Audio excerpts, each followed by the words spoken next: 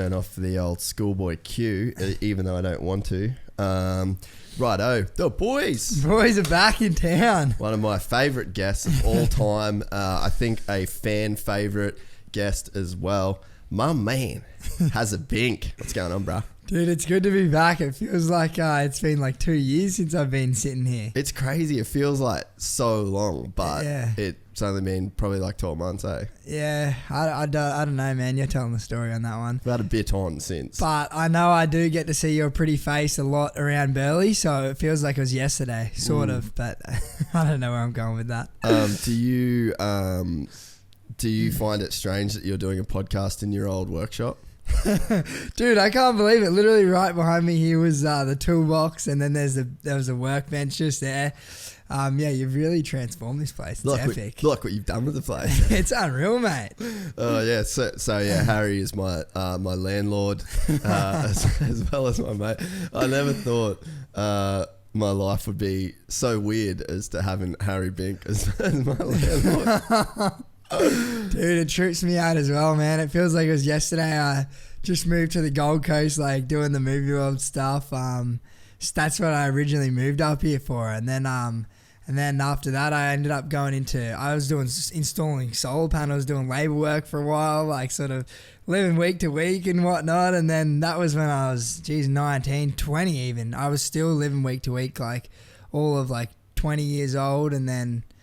Yeah, it's crazy. It's gnarly. Yeah, got a couple houses. You got like tenants and all that shit. Yeah, I have to like keep track of renters and stuff. It sucks, man. I have to be an adult.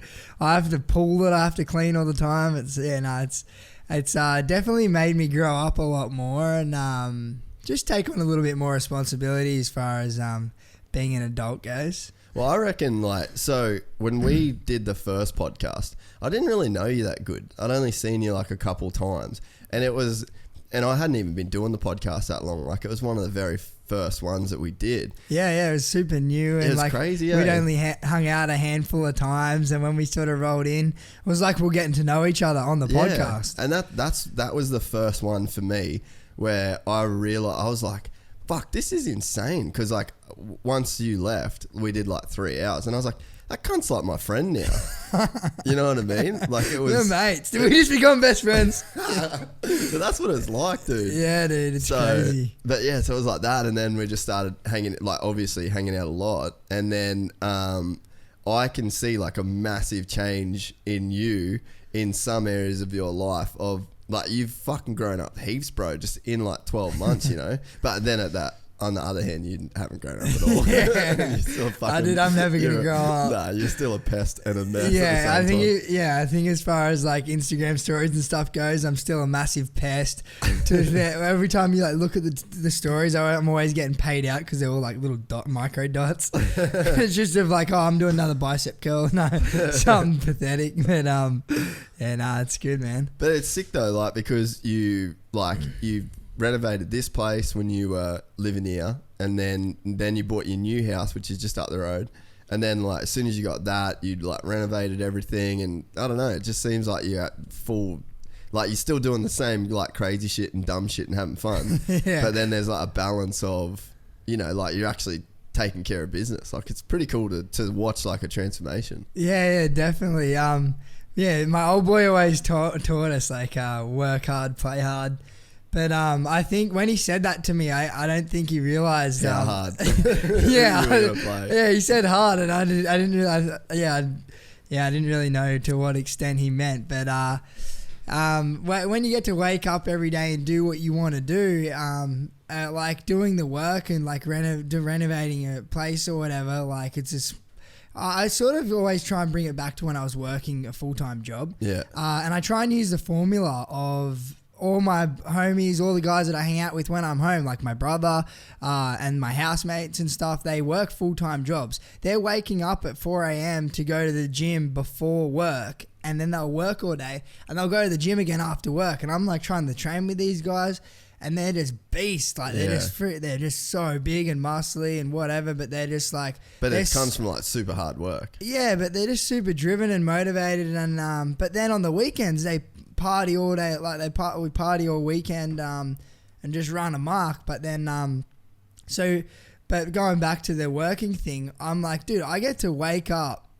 Like if someone said to me when I was still working on a job site, like sort of living week to week still, someone said to you, hey man, if you wake up at these work hours and then during these work hours use a work formula for the week, and you get to wake up and do whatever you want and like to making your life better, but it just has to be something productive, anything you want. Yeah. Fitness, working on the compound, doing cool like Instagram clips, networking, getting to know other people, just whatever you're doing, just move forward with your life. Just do something so you're like sort of growing in some type of way, and use that formula and you get to do whatever you want.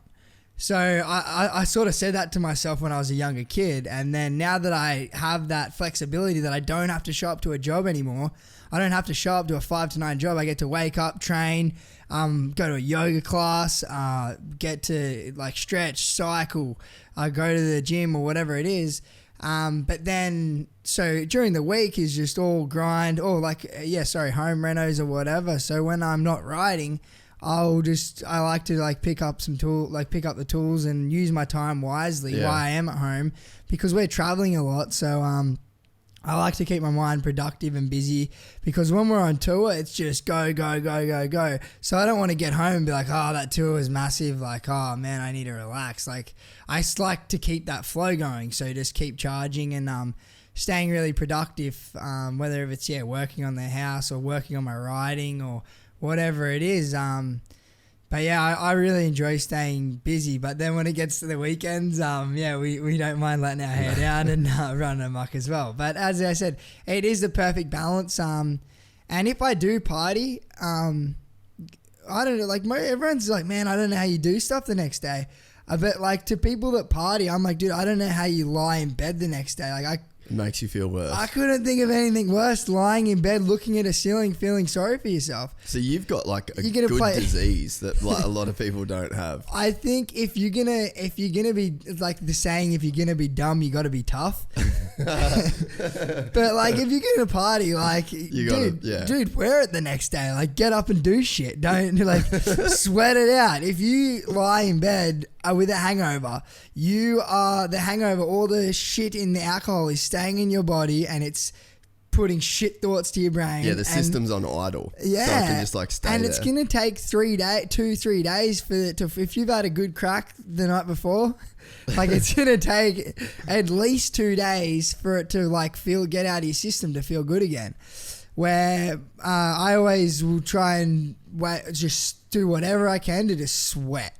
Whether it's running, whatever it is. Even if I haven't slept, I'll just go run Belly Hill, get like a good 5K run in, sweat, get back, smash heaps of water, and then by then I don't even want to go back. I'm good. And then, but then at the same time, when you're doing something fun all the time during the day, I think it has a big difference to just like your overall mentality, eh? Yeah, it's like one of my sayings I always say, and they're behind my sayings there are meanings, but it's like you don't have to suck the day's dick, you get to suck the day's dick. Yeah. But it's like it comes down to the winners win thing that Travis Pastrana always says. Like it's like you don't have to do it, you get to do it. So sometimes like Trav will come up with a gnarly trick, never been done before, world's first trick, never been done. And we'll play paper, scissors, rock, who does the jump first, who doesn't has to try it first, they get to try it first. Yeah. So if you win the paper, scissors, rock, you go first and try this trick that you get to be the first person to attempt, and if you land it, congratulations, you're the gnarliest dude ever, you just did that first. Congrats. But going back to the topic, if you have that mentality, like if you're doing a job or whatever it is, like I was like, wait, when I was renovating my place, I'm like, dude, I don't have to renovate my place. I'm injured right now with a shoulder eco. That's 4 months I have at home to do whatever I want and use these days wisely and get shit done. Like just build my dream home. Yeah. It's like, oh fuck, like I've been traveling heaps, and then now I got to sit on the couch and then be like bummed about the shoulder eco or whatever. But I just tried to put it behind me. I'm like, just whatever, you got one arm and just go mad and just do renos. And the whole time I was injured, I stayed really active, and I kept my arm in the sling. But I just cruised around, did one arm renos. But it was sick because like I had heaps of tradies coming and going, and I went to Bali for a week, and the tradies were there, and then soon as I left the job site and wasn't like keeping an eye over things, the tradies, like one of them like took a shortcut, and then there was a thing, whatever, I'm not going to go too far into detail, but stuff wasn't getting done how I asked. And then when you're there, you're like, dude, why don't you do this? Asking the tradies questions. Yeah. Oh, really? You wanted it that way? Oh, okay, I'll do it that way. So they're like not taking shortcuts. Yeah. But it was super important to be home, and I really enjoyed doing it. And just in a weird way, I found it relaxing, and it reminded me of it was crazy how much I learnt in my apprenticeship. I started an apprenticeship, a carpentry apprenticeship. I didn't get very far into it, like about a year and a half, and I didn't think I really learnt that much when I did it. I just thought, I was just sort of getting some time on the job site. But when I started doing renovations and stuff, you're like actually a bit of a gunny. Everything just came back to me from what my boss taught me. Like, when you're doing renos around the house, have your dirty side up around the house for all your recycled timber and stuff, and then just little things that and then you're like, when you're building, you're like, oh, dude, I don't even have to go get new timber because it's all recycled stuff up the side that I denailed that I thought I wasn't going to use when I was ripping up that deck and whatever it was. But I really enjoyed it, and it was a good way for me to slow down because I just came off last year was gnarly. Like you did so much like tour wise last year. Yeah, so last year, 2018, and then 2017. 2017 was like my gnarliest year because that was the year I won World Games with that rock solid fronty. Yeah. But that whole year I figured out I had just over 90 days at home. I had under 100 days at home. That's fucking wild, for the whole year. But that's not like 90 days at once. That's like 2 days here, 4 days here, for like random scattered as days. So you're like getting home, you're like jet lagged, and then you like get back into a sleeping pattern, then you go again. Yeah. And then and you didn't have your own place then, eh? Were you living at whose place were you living at? I was living at Sawley's, or when I first moved to the Gold Coast, I moved in with Brad Birch. Yeah. I also he does some of the Nitro circus stuff and stuff with us. But yeah, he's an awesome dude. He taught me a lot. He taught me how to write up invoices and everything. Because when I moved in with him, I'd never had he's like super switched on, eh? Yeah, he does like as far as tax goes, he'll be doing his emails and stuff, and he can tell you like every cent he's spent his money on, from like fuel to whatever it is. Yeah. And he's just really calculated, and and I'm sort of the opposite. I don't have a lot of patience as far as to like sit there and do that shit, computer stuff, and it sort of just drives me a bit crazy trying to. I need to build it into the Instagram app, so you can do your invoices at the same time. Dude, it's gnarly, man. Like just little stuff, like just keeping tracks of receipts on every little thing. But there's apps and everything now as well, so. That's good. I have some good tax accountants and stuff that like have made it really clear for me now, and it's sick now. But man, I just remembered. Do you use Chaz as well? Yeah. Yeah. Okay. Yep. He's a man, eh? Yeah. He's fucking unreal. lord. Yeah. We're not going to give out his last name. He's our secret. He's our crew's secret. Yeah. No, he knows his stuff. But it was just I've just like. The thing that annoyed me most whenever I'm trying to do my stuff, like I'd waste like a full day trying to sort out a visa. Yeah. Like a Nitro is like, okay, cool. Like a Nitro circus is really good. They have people that do all your travel, all your accommodation. They pretty much set up the tours, so you literally just check your email. People are like, oh, like where are you flying to next or whatever. I'm like, I know. I actually don't know, but all I know is I fly out of Brisbane. I have to be there at this time with my parts bag. And I used to try and like be on top of it, but then dude, we're moving that quick. As I said, I think we're going to Europe or like wherever, and then I'm like Europe or I think I'm going to Europe in Barcelona. I said something dumb like that, and then someone pulled me up. They're like, Barcelona's in Spain, not Europe. And I'm like, shit. I'm like, I'm just hopeless. Dude, when I was doing the motocross stuff, I'd so now like me and Ricky will fly somewhere, and she's like, we're gonna be at this airport this much time, and I'm just so like, I don't give a fuck. I've been on that many planes, and she's like, what time's the flight? I'm like, I don't know. I'll look at it the night before. And it just stresses normal people out that like don't get on that travel schedule. Yeah. But when you're so used to traveling, I don't really look at where you go or when you're going. It's just like, as long as you know the time that you need to leave your house and what airport. Yeah, perfect. That's it. Don't need to know any more info. And I find if you think about it too hard, or if you plan stuff too hard, you get let down pretty easy. Yeah, true. Like I sort of, I grew up in a pretty organized environment, like with my dad and stuff. But I found like if I organized stuff or had expectation, a lot of people always like, oh, you're going on tour, excited? I'm like, it doesn't hit me till I get there, and then I might get excited or whatever. But I try to never think. I just try never to plan or have any expectations for anything, and just try and sort of stay half focused. Yeah. But it's just that way. That way you can't get let down, and it's like way more exciting because it just hits you in the moment as opposed to like doing heaps of research and shit before. Yeah. Don't get me wrong, it does bite you in the ass as well, because you get there and you're like, shit, I don't have this part, and I thought we were going to be over here, and I thought the other whatever it is. Well, you know the gnarly one is... And you get unstuck pretty easily if you think like that as well. But. The gnarly one is food. So if you're going to a country where the food sucks, so like when Toby did Dakar the first time, he took like no food. He's like, oh, the food will be sweet. And then he gets there and he's like, I can't fucking eat any of this stuff, dude. So like he did that whole first Dakar with like basically no, like he just wouldn't eat, and then he kept getting sick.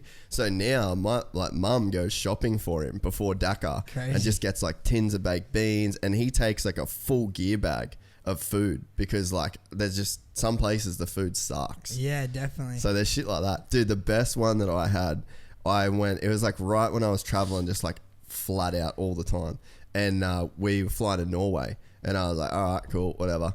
And then I just got on the plane, so we flew from LA to Ireland, so we got to Dublin and we're there for a bit, and then we flew from Dublin to I can't even remember the name of the city in Norway, and I was fucking tripping out, bro, on how sick it was. Like I was sitting in the plane and all these people are looking at me like I'm a full retard, because they're like, you didn't know what the fuck you were doing, like you didn't know where you're going. And I was like, where the fuck are we? I was just like full trip. It was like the most beautiful like shit I've ever seen in my entire life. So like that was one of those times where it was like, I'm so glad I didn't Google image what it looked like, because it looked like I was seeing Mars, bro. Like it was so gnarly. And then after that, I was like, you know what? I'm not looking at shit anymore. I don't want to, like, because that's like... It's like watching the trailer for a movie. As soon as you see the trailer, like, shit, I don't even want to watch the movie anymore. Yeah. I've seen it. I know what happens. I've seen all the highlights. It's only going to get you worse from here. It's just a long version of that.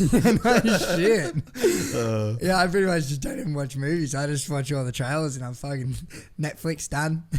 You just sit there and let the screen play. Then go to the next one. Oh, that's fucking loose.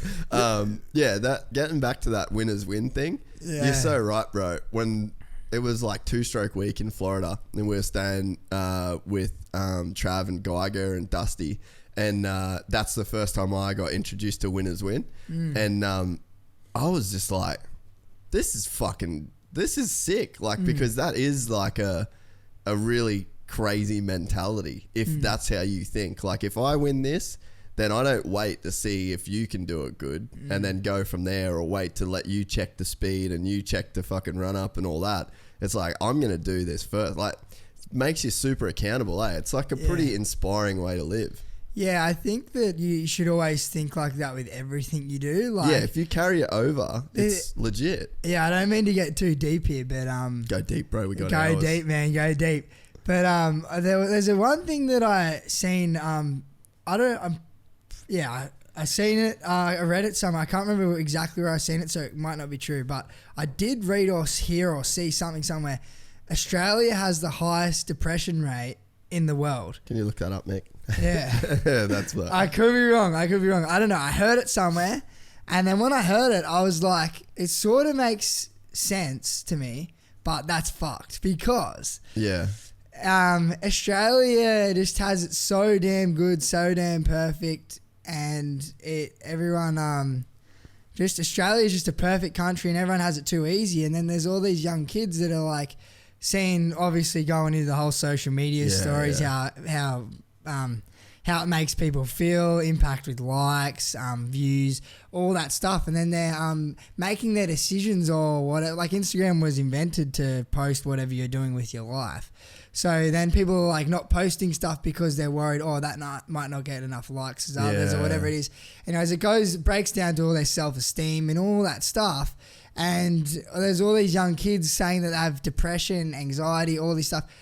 I know these words are real, but I actually I drill myself in my head that they are made up words. Yeah. just to wipe them in, because I think they're like an emergency backup word or whatever. Yeah. And people throw them around too easily and they just throw them around. Oh no, he has depression. Or oh no, I've got depression. Or like I've got anxiety or whatever. It's like, these are some powerful fucking words, and do you know how you're using them? Yeah. Or if you're saying it on someone else's behalf, like that's fucking gnarly that you're throwing this backward emergency word.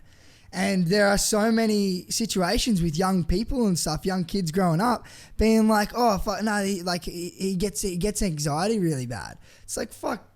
He's probably just fucking going through life, going through the swing, like the emotions or whatever it is that every teenagers go through or whatever, trying to find themselves or whatever it is. It's just a part of life. Like it was never meant to be easy. Yeah.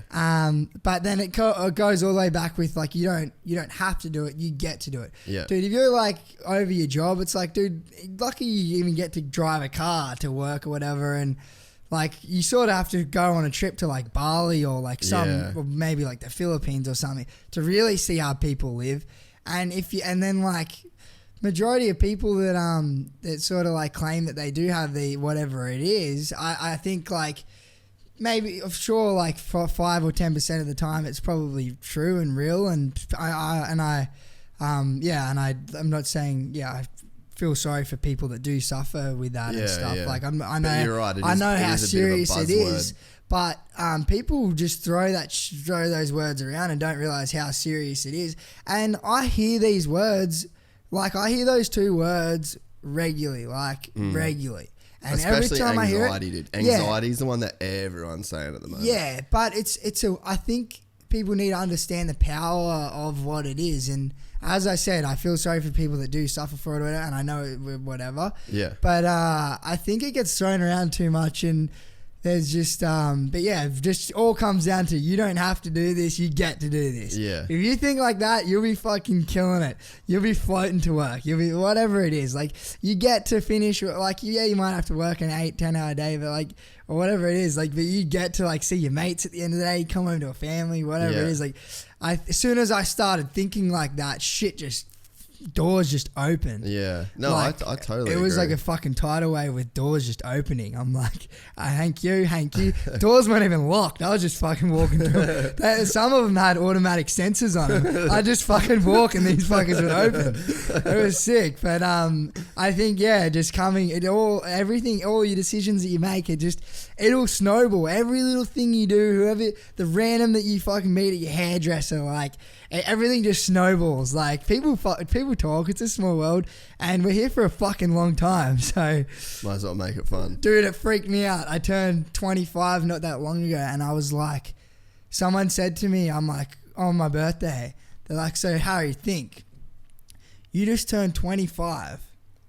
And like, just talk, like, think about your whole life that you've lived. And I'm like, yeah, fuck. Like, I'm stoked. I could leave now. I'm pumped. Thanks for coming. Yeah. And they're like, you're gonna live that all probably over again. 2 times over. Yeah, they're like, you're gonna live that all over again, and then you're only gonna be 50. Yeah. And I'm thinking, fuck, my dad's in his 50s. Crazy, eh? And I'm like, he's still young as he's going Partying with the boys. Oh, he tries. He has a red hot crack.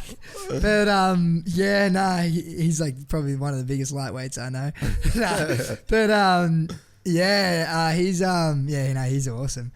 But he's still going mad. Like I got off the phone to him last night actually, and he's like, I'm like, what are you up to? And it was 6:30 at night, dark, and I seen on the weather in Canberra where I grew up, it was -1 degrees, and I'm like, you're on your way to mountain bike riding in the dark, -1 degrees.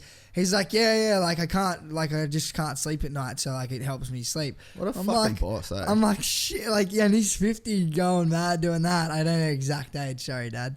But but yeah, that I'm like, yeah, it sort of makes you think, like, you are here for a long time, so and then I started realizing, like, shit, I need to, like, you know, you always try and take shortcuts in things, or like with whatever it is, like renovating a house, whatever. I'll be renovating a house, and I'm like, fuck, I could save like half a day here by doing it this way, or a day even. But I'm like, we're here for that. Like, there's that much time, and for some reason in your days, you always think that you're on a time schedule, you're a time limit. But it's like, fuck that, we're here for a long time, so slow down, because my whole like early 20s, early 20s, talking like I'm 30. Shit. Nah, but like 21, 22, 23, I had to like just do everything and had to be done now. If I was learning a trick, like I'd just fucking send it and just had to do it there, and then I'd do like one or two, like just do the minimal into a pit, and then I'm like, fuck yeah, let's go to dirt, like just douche. And then now that I realize that we're here for like, you just got time, like, and then I figured out taking the time for stuff, you ended up doing it quicker anyway. Yeah. Or like when I was trying to work on my bike or doing renovations or building stuff. And there's like less shit that can bite you in the ass if it's done properly. And it's like you were saying, your worst injury come from running out of fucking fuel. Because you're just skitzing out the ride. 17 years old, finished work, just trying to get out to the compound as quick as I could. No daylight saving, so the sun was going down super quick. And I was just trying to get on my bike as quick as I could. And God, I had a pretty decent session. It happened like, I remember I was like right at the end of the session, and I was like, I'm going to try and work on some upright chord overs. Like I was only about 4 months into riding freestyle. Oh no, I was about 7 months in. It was just after, about 7 months in or whatever. And I just pinned it, and as the bike went up on the lip, all the fuel goes to the back of the fuel tank, like it changes, so then it's running fine, but then as soon as the bike got angled, it bogged and went boom.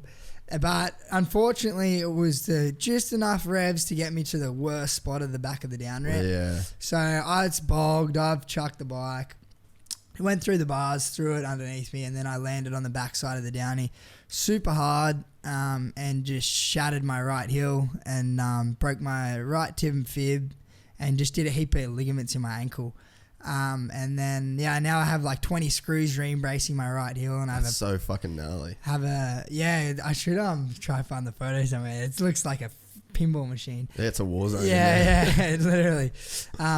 But that's a good example of just not taking the time to do shit properly. Yeah, but man, when you're at that age, you are like, don't give a shit about anything. You're just like, boom, boom, boom.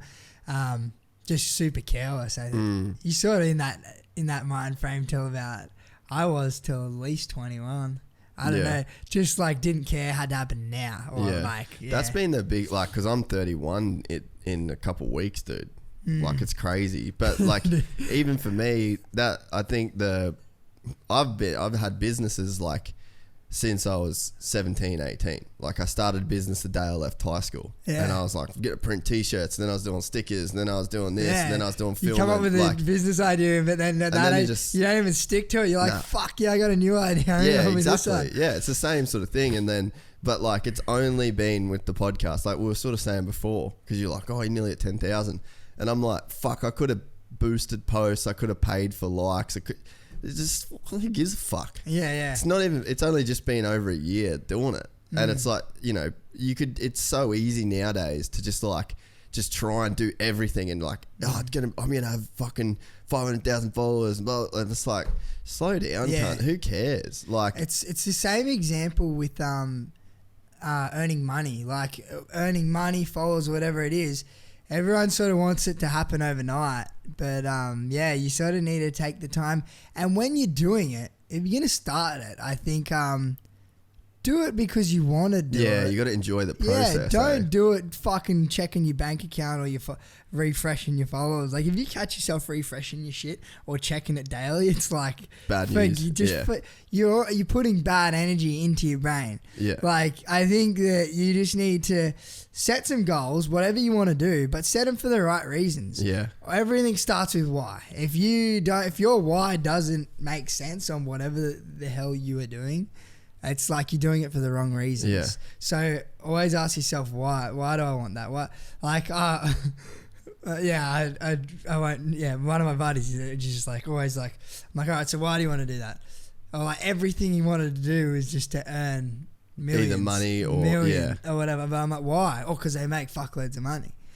It's like, yeah. It's like you got to sort of do everything for the right reasons. And the thing is, and then that stuff will come. Exactly. And if you're oblivious to it, yeah, like it will come. Travis don't check his fucking bank account. He doesn't give a fuck. Motherfucker balling out of control. But that is a perfect example because he never ever don't give a fuck. Because he still had like, okay, cool, he's had a successful career and whatever, but he still coming to all the tours. He hangs out with all us young little punks. He's running a family. He's got a family. He takes on loads and loads of responsibilities within business stuff, within the company, to him with his kids, and then he maintains all the friendships with all the guys on the tour.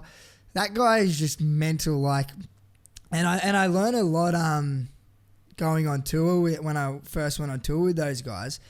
You know how like the average person sort of would just sort of I'm just trying to word this properly. Yeah, no. But you know how you're like, oh man, I'm too tired, I can't do that, or man, nah, man, I can't have any more, I can't drink today, man, I've been partying too hard, or man, my back's jacked, I can't ride, or whatever, like, or someone's got an excuse of whatever it is. Dude, Travis Pastrana, I've never seen that guy be like, nah, man, like I can't do this because, I got rally in 2 days or whatever.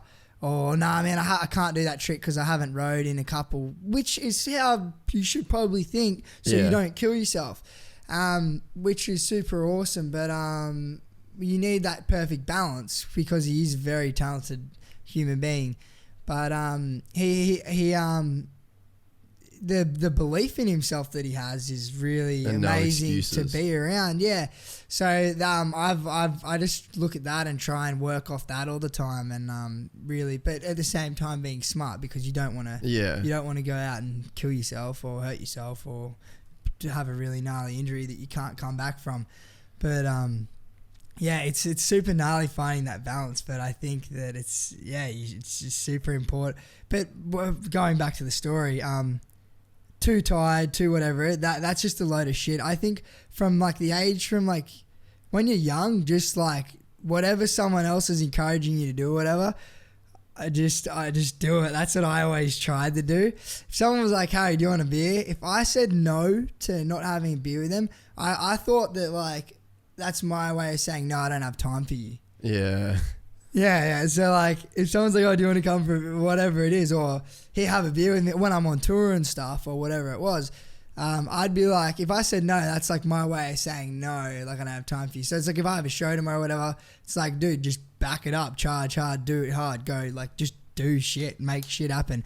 Because I used to be in a little weird comfort zone when I was like in 16, like going through school, and it's like, oh no, I have to get my exact 10 hours of sleep, or no, I haven't had the right meal or whatever, like.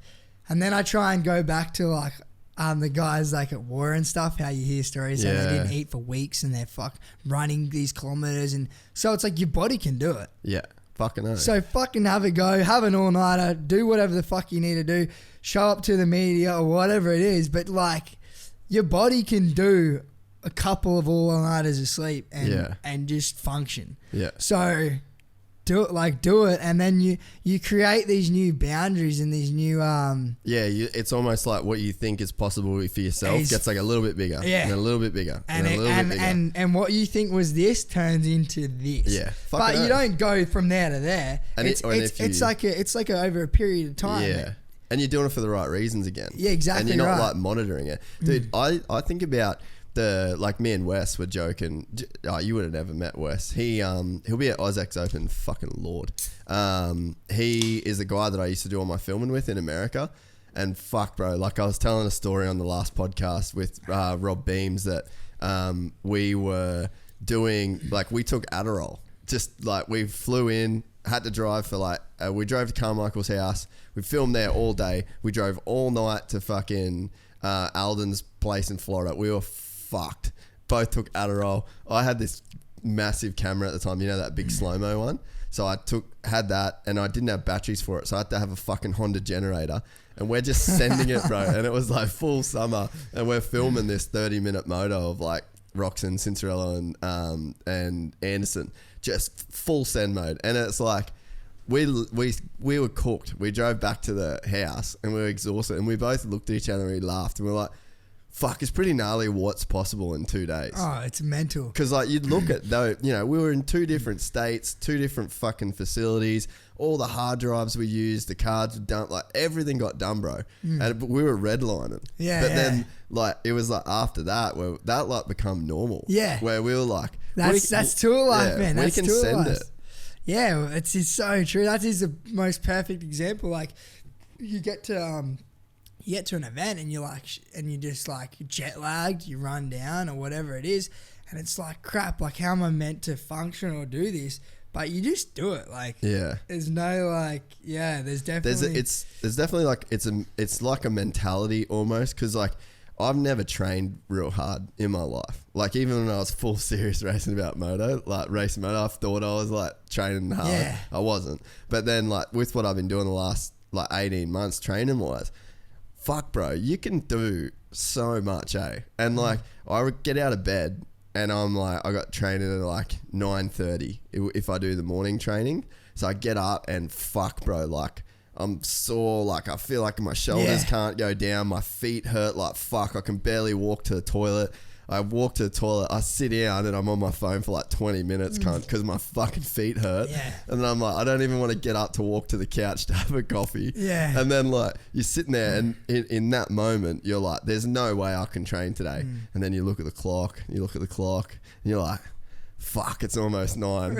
And then you're like, fuck, all right, I'll get up. And then you pack your gym bag and then you go and then you're on the mats and you're fucking sending it. Yeah. And then like today, sickest morning I had in fucking ages, bro. They get you by surprise, eh? Yeah. And I was like, you wake up with like the all the thoughts, oh shit, like, and it's funny, I started ignoring, I made a rule that I'm not allowed to take in any of my morning thoughts. Dude, it's weird how they're when negative, that alarm goes off, it's like it's like some little fucker that you don't like jumps into your brain and just throws all these negative thoughts around, and it fucks. And if you take in any of them, they can be in your head for the whole day. Yeah. I'm not going to do that today. So I like made a rule when I wake up, when that alarm goes off, I plan when I go to bed, set my alarm. I plan it because you say you're going to do stuff the day before, but I look at that person when I go to bed and make my plan, or I'm going to the gym class at this time in the morning or whatever. Once I make that plan, that morning when that gremlin jumps in your head or whatever and says all the thoughts, that's another person. So fuck you. You just stick to the plan that you did when you went to bed. Yeah. So it's not actually you. And if I wake up, so when it goes off, I hate what I'm doing in the moment, but I just wake up and whatever. And then that's how it was at the start, but now it's just easy. Don't get it, I wake up at like, I was up at 5:30 this morning just because, like, not because, I wake up at that time before my alarm. Like I just because you get conditioned to it, and then like with me now, like I was fucking fully furious that I trained only 4 days the other week, and I was like telling my mate who I train with, I was like, nah, man, I'm fucking pissed. And then I missed the Saturday class because I was like, at least I'll get to do Saturday class. Missed it. Fuck, I was losing it because like I was so angry that I hadn't got to do the amount of shit that I wanted to do. And you just, you hold yourself to like it's just a standard. And then I get up in the morning and like, I laugh at how sore I am. Yeah. Because I'm like, I know I can still train. Yeah. But like, it's crazy though. You know what I do now? Because I still struggle to get out of bed and like because I fucking get that little gremlin cunt talking to me too flat out. He's a bastard. But you know what I do? And this would be my piece of advice to anyone that has that voice. Go to a gym like PLC, like you guys go to PLC, right? Man, they're the best. Everyone's like, oh, what are you training chick classes or whatever? But like, dude, they're the sickest. That's the most functional, best type of training you can possibly do. But yeah, sorry, man. Yeah, it's sick, but you're right. But like, what I do now is if I'm like real sore or I'm like deep into a week of, because normally by Thursday I'm pretty fucked. Like I'm dragging my feet pretty heavy. And what I'll do though is I'll text like the guys and girls will come to the class and like everyone's kind of got their routine, but there's so many people that, you know, it'll be like you got a few crew that go to the Monday, a few crew on the Tuesday. So I know the people that are on the days and I'll be like, oi, Shane, are you training in the morning? Yeah. And as soon as I fucking send that message, I'm accountable. Yeah. Because I've told him I'm going. Yeah, you're locked in. And I'm locked in. And if you don't, you're a little bitch. I don't care how sore I am. I hate letting someone down that I've said I'm going to be there. Yeah. So like I do that now. Like if I'm feeling that little inner bitch telling me telling nah, you man. have to live that down with your mate. Yeah, exactly. And I like, you know, none of them, I haven't told any of them like, hey, don't let me not show up. Like I know that's like a trigger for myself is I don't want to fucking let people down. If I say I want to be somewhere, I'm going to do it, whether it's a lunch or a meeting or whatever. I'm like, fuck, I'll tell somebody I'm going. And then if they know I'm going, I'm fucking going. So like that's been a thing for me. But then after a while, I think you need that less and less. Yeah. Yeah. So my two, like how you're saying, message someone. I'm living with, I have two good mates I'm living with, Lincoln Monin and Matty White, another Nitro circus rider. And our whole household's awake at like well and truly before 6 a.m. Yeah, you boys are fucking shredders. Link's like, he's waking up at 4 a.m., goes and trains at the gym for an hour. He's walking back in the door at like 5:30ish.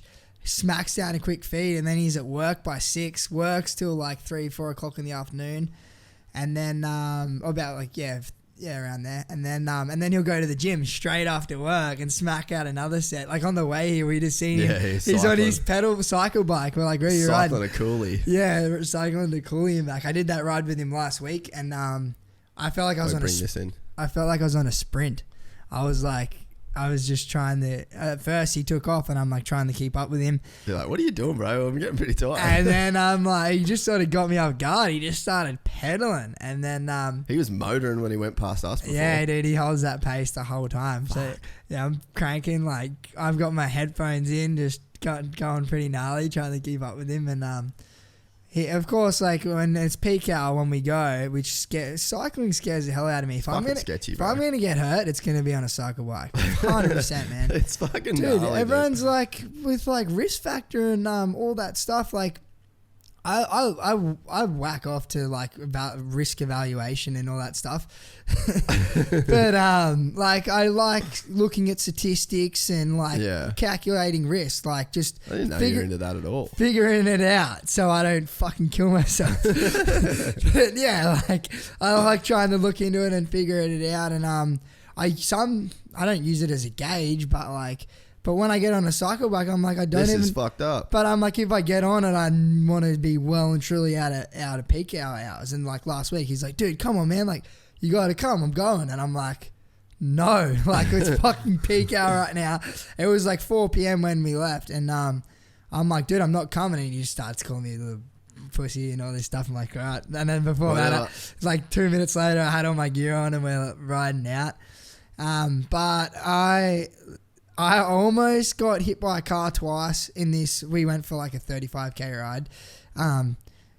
And I almost got hit by a car twice. Someone opened their door getting out of their car and I hit the door with my elbow.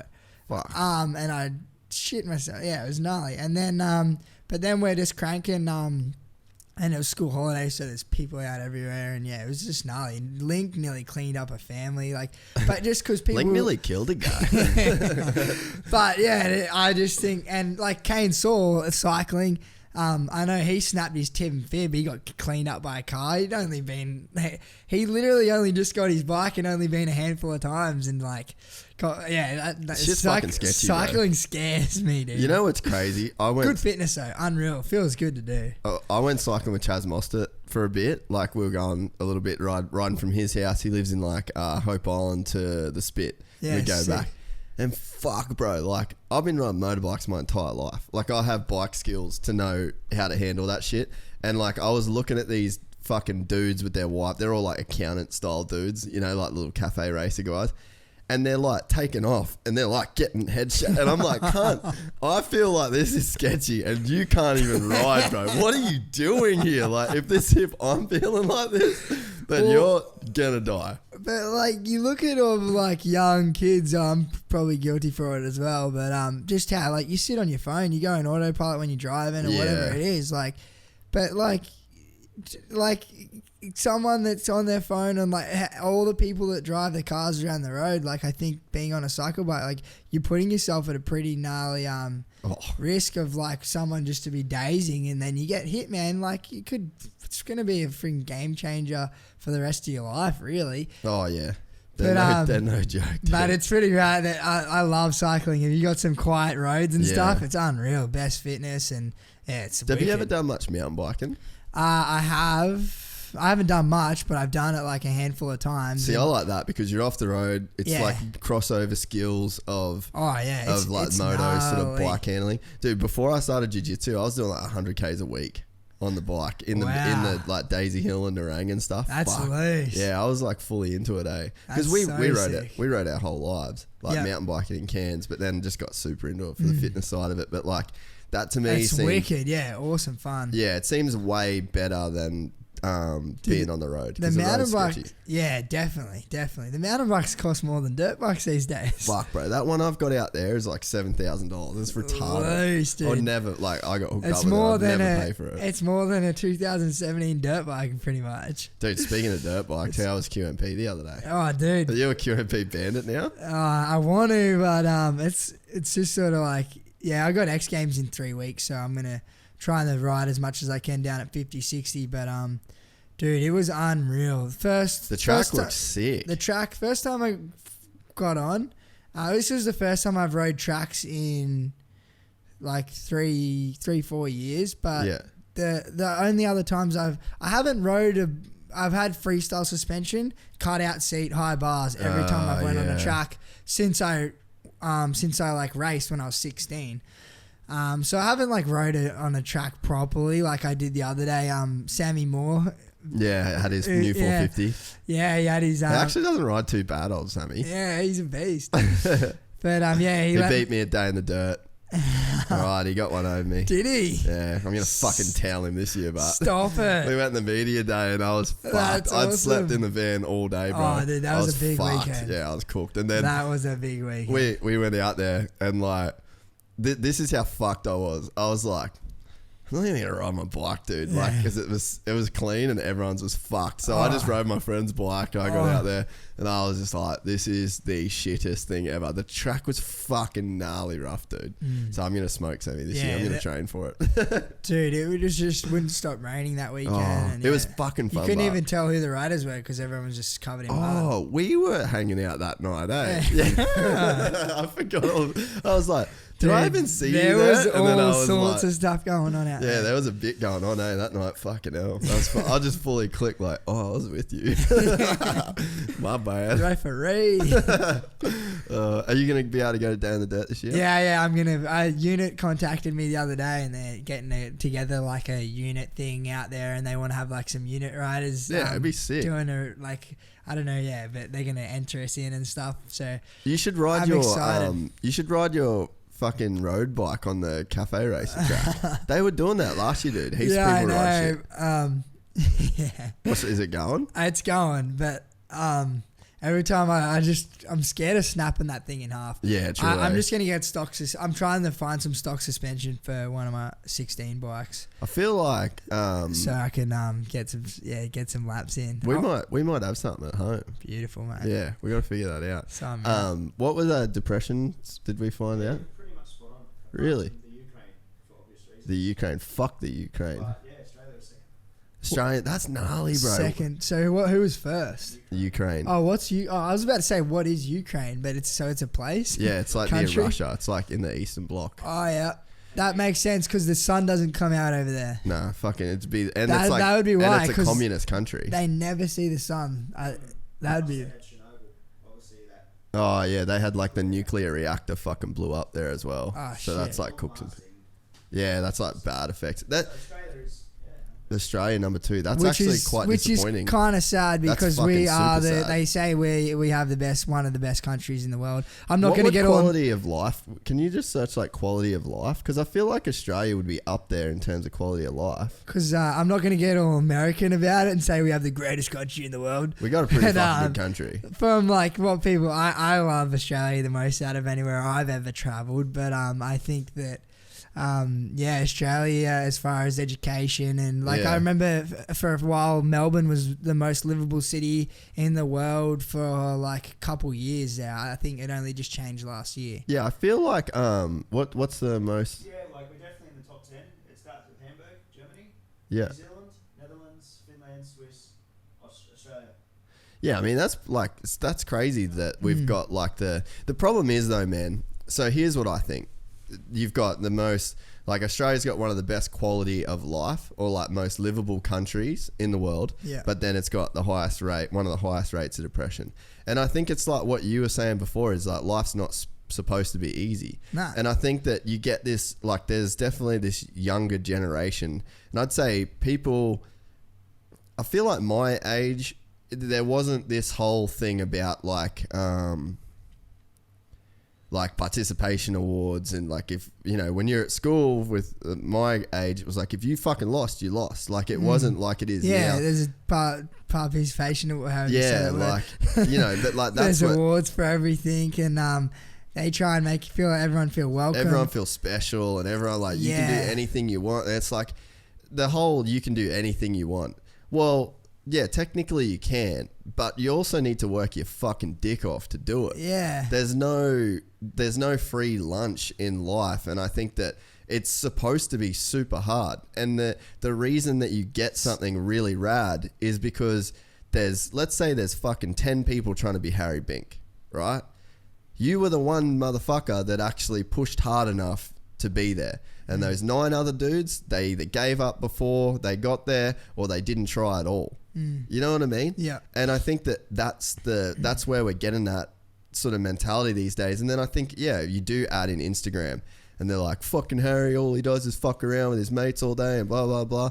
But, I think you do a good job of showing like the actual work that you put in. Because, dude, you make me feel lazy. And I train every fucking day, but I still look at your shit and I'm like, Jesus Christ, bro. Like, you're just going for it. It's because I'm having so much damn fun in the process. Yeah, but that's why you've made it to where you've made it. You don't have to do it, you get to do it. Exactly. And it's like, that's where I think we do have, that problem with like depression and stuff. But I think too, there's probably something to be said for like, Australia definitely has a culture of men where you're supposed to be tough and you're not supposed to talk about your problems. And like my dad's my dad's a perfect example of a guy, like he doesn't talk about his fucking problems.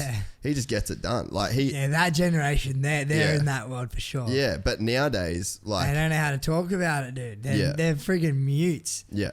And then they might just get angry one day and you're like, what are you so up. pissed off, Dad? Yeah. It's like, dude, just fucking his valve just popped and he fucking... But that's kind of what it is, like you'd say suppress it. But I really think nowadays we're getting better at like talking about talking about shit. Like I'm not afraid to fucking talk about shit. And I think, like mate to mate now with all my mates, like Yeah, I can talk about absolutely anything to my friends or whatever it is. And within our household and stuff, we still call each other pussies all the time or whatever if one of us doesn't train. Or like we have that rivalry, but when someone like opens up or whatever. Yeah, like, and they need help. Yeah, we'd listen and we'd always have each other's back. And I think the schools and stuff are really good at getting people to communicate and talk more with that stuff. But there's a fine line though. Because correct, but then the backside is all the shit that we were just talking about. Yeah, and when you say like, you are right, man. Like when I lived in the States, like the whole anxiety thing is just hitting here now, right? I think like over the last, did you really hear people talking about anxiety like 2 years ago? Well, no, you know, not really. But bro, I'm telling you, like when I was in America, I used to say to people that I'd be like, fuck off with your anxiety shit. Like, it's called stress, bro. Yeah, exactly. You're fucking stressed. Yeah. It's called stress. Anxiety, like, so I know people misword stuff and then they cry poor me or whatever it is, and it's just like, it makes me mad because I'm like... Because there is people that are really suffering exactly, with it. yeah, and it's hard to... And when you hear the word, it's like little boy cried wolf, man. Yeah. You fucking hear it all the time, and then when I hear it that much now, I'm just like, as I said, I've blocked the words out in my head, and I tell, obviously, as I said, I know they are whatever. Yeah. But I tell myself that they're made up words. So I have a few made up words in my list. So the first one is I love Harry Bink psychology. So the first one is hangovers. Hangovers aren't real. They're only real if you let them think that you're real or whatever. Yeah. Just fucking drink a little bit more water, or if you still feel hungover, do a workout until you feel good, and then you'll eventually feel good. You don't have to wait 48 hours. Hangovers, awkward. It's never awkward unless you make it awkward or let it be awkward. I've heard you say that before. Yeah, nothing's awkward. Nothing's ever awkward or wherever you are. It can be funny. It can be embarrassing. You can get in a fucking weird situation, exactly right, but it's never awkward unless you go, oh, yeah, because as a kid I wanted stuff really bad, so I was very nervous when I was around stuff that I really wanted. And as a kid, like I really wanted to be a pro motocross racer, so I was racing. I was never really good at it, and when I raced, here, bro, we did alright. But when I was racing, it was the same thing. I wanted it now. I needed to win now. And if I didn't, I would ride like at 160%, way out of my ability. And then I'd just freaking high side down a straight or just fucking get worked every time I'd race. I just had the biggest crashes. But because I was so excited and I only, like, every time I got on the bike, I was just like a puppy dog getting its food for the first time or whatever. Like, I was just like, get on the thing, and I couldn't even think calm because I was so damn excited to get on a bike every time. But just like slowing everything down. Yeah. Well, I think like, so dude, what's crazy is I had a fucking, like, I actually had an anxiety attack in bed like 3 weeks ago. Like, just, but it's called stress. What it is called stress. And then I let it overwhelm me. And you know what it was is my fucking snake. I thought my snake was going to die pretty much. So then everything was going fucked, and I was super stressed about the studio, stressed about fucking money, stressed about life, stressed blah, blah, blah. Stressed everything. I was so stressed out. Which can get on top of you fucking if you let it, bro. And I did. And then I fucking see my snake. And then my snake's fucking cooked, and I was like, and I've had that thing since I was like 16. I don't really want a fucking snake anymore, but like, I've had that thing since I was 16. I'll take it. Nah, you're not. but it's like, that thing's like my family. It's like a responsibility. And it was, you know, when you get something when you're young, and then your parents are like, you won't never fucking keep that. And I'm like, fuck you. You just still got to just to prove them wrong. But it's like, it's a thing that's like, all right, I've been... I chose to look Can after. I borrow it? No, you'll fuck it up. You've had goats, cunt. No, fuck.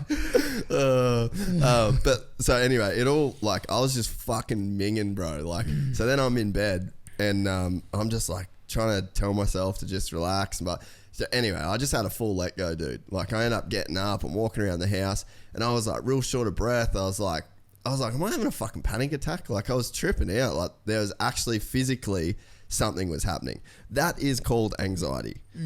Being stressed about anything else, if it's not to that level where you're like, I don't even know what anxiety is, man. You know, like, but if it's not to that level, that, you know, like, don't throw the word around. Be like, I'm stressed. I'm not dealing with it properly. Like, you need to fucking deal with your problems. And I think a lot of people, I'd still put that word in stressed category.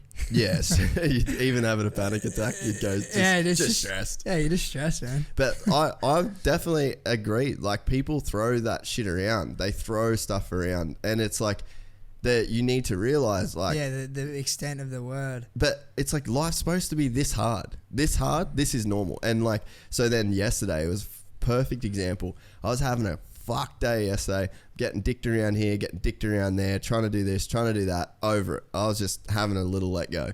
And then I went and I got a coffee at this, pissed off because my coffee machine wasn't working, had to go spend $4 on a latte. Poor me, right?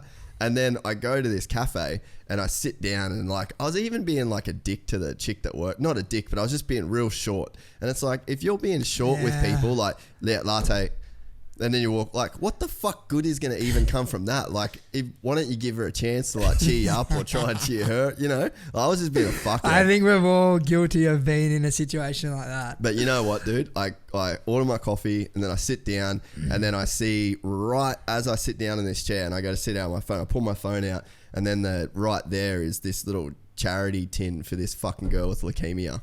And then I was like, you're a piece of shit. Like, you know, I got the shits for all these bullshit reasons. Yeah. And then that's actually someone that's the bad day. The mum of that kid, the dad of that kid's big. That's a fucking bad day.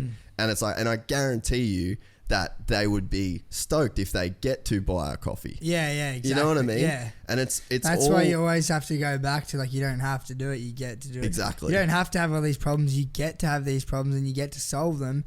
And then when you do, you get to have the accomplishment of solving the problems, and like you just get to like as you said, that person might not even ever get to solve those problems because they're so far behind or whatever it is. And then I think it makes everyone goes through hard times, whatever, you get stressed. But I think it's what comes on the back of those. is what's good. Something will come from it. But it's even like with when I was growing up, there was like, I used to call them rich kids, but like, just as like some kids that like just got everything paid for them and they got everything. I was really lucky, and I owe my whole work ethic to my dad. Like, I pretty much lived with my dad full time from around 12, 13 years old, and he would he'd just get on Sunday night, he'd get a loaf of bread. And he'd have it glad wrap, peanut butter, and like a loaf of bread, and he'd sit it out, and then he'd get me and my brother to make them, and we'd just like get a bit of peanut butter, or he sometimes he did, but it'd just be like, we'd just go peanut butter, blob on the bread, and then put the bread on the top, and we'd make 3 of them, and then wrap them in glad wrap, put them in the freezer. Sorry, 3 in each glad wrap stack, so we'd go through the whole loaf of bread. And it'd be enough sandwiches for me and my brother for the week. And every day, Grant and I my brother Grant, every day we went to lunch, to school, sorry, we'd just go to the freezer, grab 3 sandwiches, throw it in our backpacks, then we'd go to school. We'd get back, we'd hang out in the backyard till Dad got home. Dad wouldn't let us in the house because you'd fuck it up. Because we'd eat all the food. Like, if we wanted a biscuit, we'd have to, Dad, are we allowed to have a biscuit? Yeah, we were like that. And then he'd be like, yeah, you can have 1 biscuit. Like, okay. But like, it was sort of like that till like nearly 16. Yeah. Like, it was very, hey Dad, can we do this? And like, when we'd go riding, we'd have to do lots of jobs around the houses and stuff before he'd take us riding. If your schoolwork wasn't done, no riding or whatever. And then we'd have to sort of try and make us earn it, make us work on our bikes. Just standard stuff that you should do as a kid. Yeah. But it was really cool. I lived in a granny flat from when I was like 12, and then sort of like did all my own washing. Just did everything. From like 12, 13 or whatever. Probably, I don't even know. Maybe I was 10. But just a younger age, he just got us to do everything ourselves. But I think that was also how he grew up as well. But if I didn't know how to do something, he'd just go, "Oh, you'll figure it out. Do it." Just like, "You'll figure it out. You figure it out," or whatever. He'd show us how to do important stuff, but he'd always just go, "You figure it out." And then one of the best things he said to us at a younger age, he goes, I was asking him if I could go out at like, it was like, I think I was 13, and I was like, "Dad, can I go to the skate park or whatever?" And then it was like stretching, like what time I'd get home, and I'd like start coming home in the dark, and he'd be like, "What?" I think I was probably like 11. I don't know. I was young as, like, shouldn't have been out. And then I'd be getting home real late, and then he'd just go, and I'd be asking him, "Dad, like, is it whatever?" And then he'd just be like, "Look, dude, it's your life. You can do whatever you want with it, but if you stuff it up, it's not my fault, it's your fault." And that's what he always said to us. He goes, "It's not my," he goes, "You can do what you want, go do it, but if you stuff it up, it's your problem." Yeah. But in saying that, he demonstrated a sick work ethic. Yeah, like what was the right way, yeah. The sickest path ever. But yeah, I was super lucky to, it was sick having that. But then the other day when I was over in the UK, like a week ago, doing the Nitro Circus shows, we were all at the after party going mad, running amok, sick, end of the tour. And I remember I was with like William, we were just slamming Jaeger bomb shots, and then we were just having a mad time. And then there was this mum and 2 kids, and they came over and they were talking to us. There was a young boy and a girl. They were 10 and 11. And then they were talking to us and they were asking heaps of questions. And I sort of just ended up just taking the time, and I went to the side and like chatted to them for a while.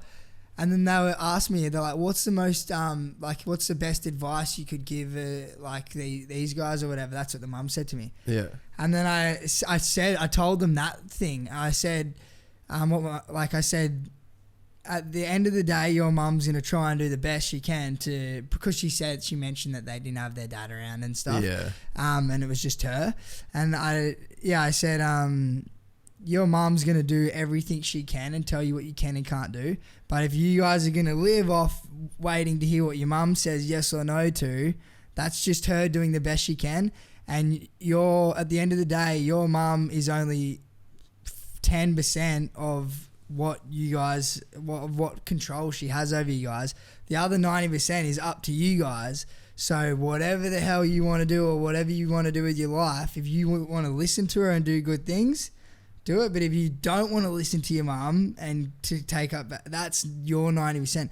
You guys are in control now.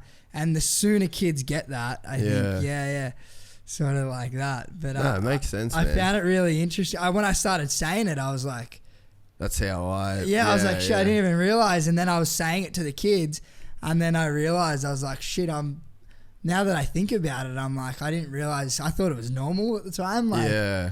And then now I look at how kids are always just waiting to hear, "Oh no, mum or dad doesn't know," or whatever. Like, they always, if they're not getting told off, they just go and do the wrong thing. Yeah. That's how they're like programmed. I don't know. That's what I sort of see. Or they just be brats, or if the parents aren't stopping them, they're being brats. They're not taking it on themselves. I think, I don't know. Did you, when you got like, because we were the same, man, like, I used to get teased flat out in school because I had like this little fucking lunchbox and shit. Like, all the kids would get lunch money.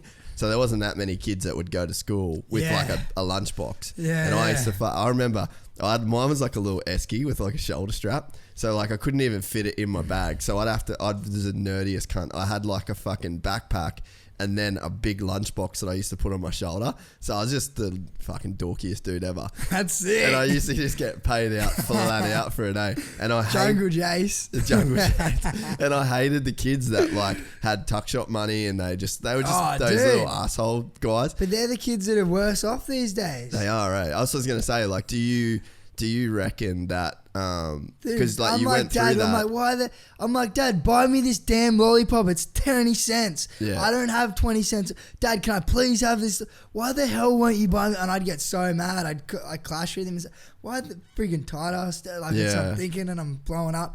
But all the kids that got the lunch money, the ice cream, the friggin' all the lollies, new shoes, dude, the like fucking Smith packets. Oh, sorry. Just pull it back. You don't have to go into it. Do I peel it back? Yeah, just pull it back. I'll peel it back. Yeah, dude. All the kids that got all that shit. Yeah, were sort of worse off. I don't think you're doing your kids any favors by buying them the latest technology or whatever it is. I look back now too, and I'm like so grateful that, because my dad was like, we went fucking camping and fishing and like we do all this crazy shit of like, I've said fucking random stories on here before, but like times where our boat got bogged going up the Cape and we had the boat trailer on and it was so muddy that my dad and his mate had shovels and they were like shoveling the fucking mud out from behind the boat trailer wheels. And I'm like 9 and I'm driving a 100 series Land Cruiser. I drove the thing for 8 hours, man. It took 8 hours to go like 140 Ks. I'm just first gear, just like freaking out. But like, I'm grateful that my dad gave me like that much responsibility. I was never like, me and my brother were never these kids that just got fucking babied around. And it was sort of like, it was a similar thing. Like same with working on bikes, man. Like if we didn't fucking work on bikes, we didn't ride them. Like there's just all that same jobs and shit like that. If you don't do jobs, you don't get to ride. But nowadays I look at it and I'm like, fuck, I fucking hated my dad at the time. Like I clashed with him so much, and now I'm like looking at my dad like, you fucking did me a solid. Like you did me such and a fucking kid, solid. You're so blind to it. You're like, and people say it to you, and as a kid, you're like, I don't understand how him not buying me that lollipop is going to. How's this going to make me better? Anyway, dude, I'd get to my friends' houses and I would friggin' eat every bit of food in their pantry, man. I'd get there and just go, holy shit. And then everyone would always be like, doesn't your father ever feed you? I'm like, fuck, it's Christmas for me right now. I'm like going through my friends' pantries and stuff. And man, I'm like cracking packets of chips and just going, I'm like, this is sick, and getting all pumped, and I ended up just staying at their houses for like weeks at a time, and then to get some food. Oh man, I'm like, this is sick. And then we got lucky with food, but man, my mum's the fucking best cook. But with it, you know what I like? My version of that is orange juice. I fucking loved orange juice so much. Dude, there's more sugar in that than freaking, I know, dude. Than most stuff. I watched a documentary on food the other day, and which one was it? Was it that Magic Pill? Which one was it? Magic Pill. Is it on Netflix? Is it good? On Netflix. It's a bit boring to watch, but it's really interesting information. And I think that it just really teaches, it just talks about how in the earlier years, how they say that everyone that was trying to lose fat or like not get fat, they'd just cut all fats out of their diet. Yeah. But then they'd still have all the sugars. But then it's actually the complete opposite. It's fine to have the fats, but just cut sugar out. And because you've been pretty much cutting out most sugar, eh? Sugar's the stuff that grows any virus. So if you like whatever it is, any viruses or cancers or whatever you have, sugar grows it. So that's sort of what I gathered. Well, I think so the cells themselves will use like glycogen as energy, which is so your body has sugar and carbs, it turns into glucose, which then I think is turned into like glycogen, and then that's the shit that like cells feed on. Like it gives at a cellular level, I think it gives it energy. Yeah. But dude, Rob Beams, the last guy that was on the podcast, he's like a human performance coach. Fuck man, he'll blow your mind with shit like that, eh? Like it was so cool. I didn't know until that podcast that fat and sleep was the only thing that produced testosterone and human growth hormone. So he was saying if you have like a super high fat diet and then get a lot of sleep, that is how you will your body will then turn that into hormones, and it only happens when you sleep. So he reckons like the best thing you can do before you sleep is like have like an avocado, because it's like crazy good natural fats with some olive oil and some salt and pepper, and then he's like, you'll be fucking cheering. So I've been like flat out on the avo toast lately, because I got to a point with training, like, have you ever got like super run down where you feel like you actually feel like your body's fucked? Yeah, I do, but then I just tell myself I'm being a pussy, just keep going, and just try and get over it. Because dude, I got to a point where recently I was just like, I'm cooked. Like I've never napped my whole life. Like if during the day, even when I was in daycare and shit, I wouldn't go to sleep. Really? Yeah, bro. Like for real. And then nowadays, I'm like 3 o'clock, 20 minutes, then I'm back. But I'm like, I was just fucked. But I think it's just from not eating right, not sleeping enough. Yeah, well, like traveling so much and going in and out of time zones from each country, where our sleeping patterns are all out of whack. Just cooked all the time. Yeah, so like, as far as daytime napping, man, half the time I don't even know what time it is, or the only time I look at the time is wherever I am, and I focus on that.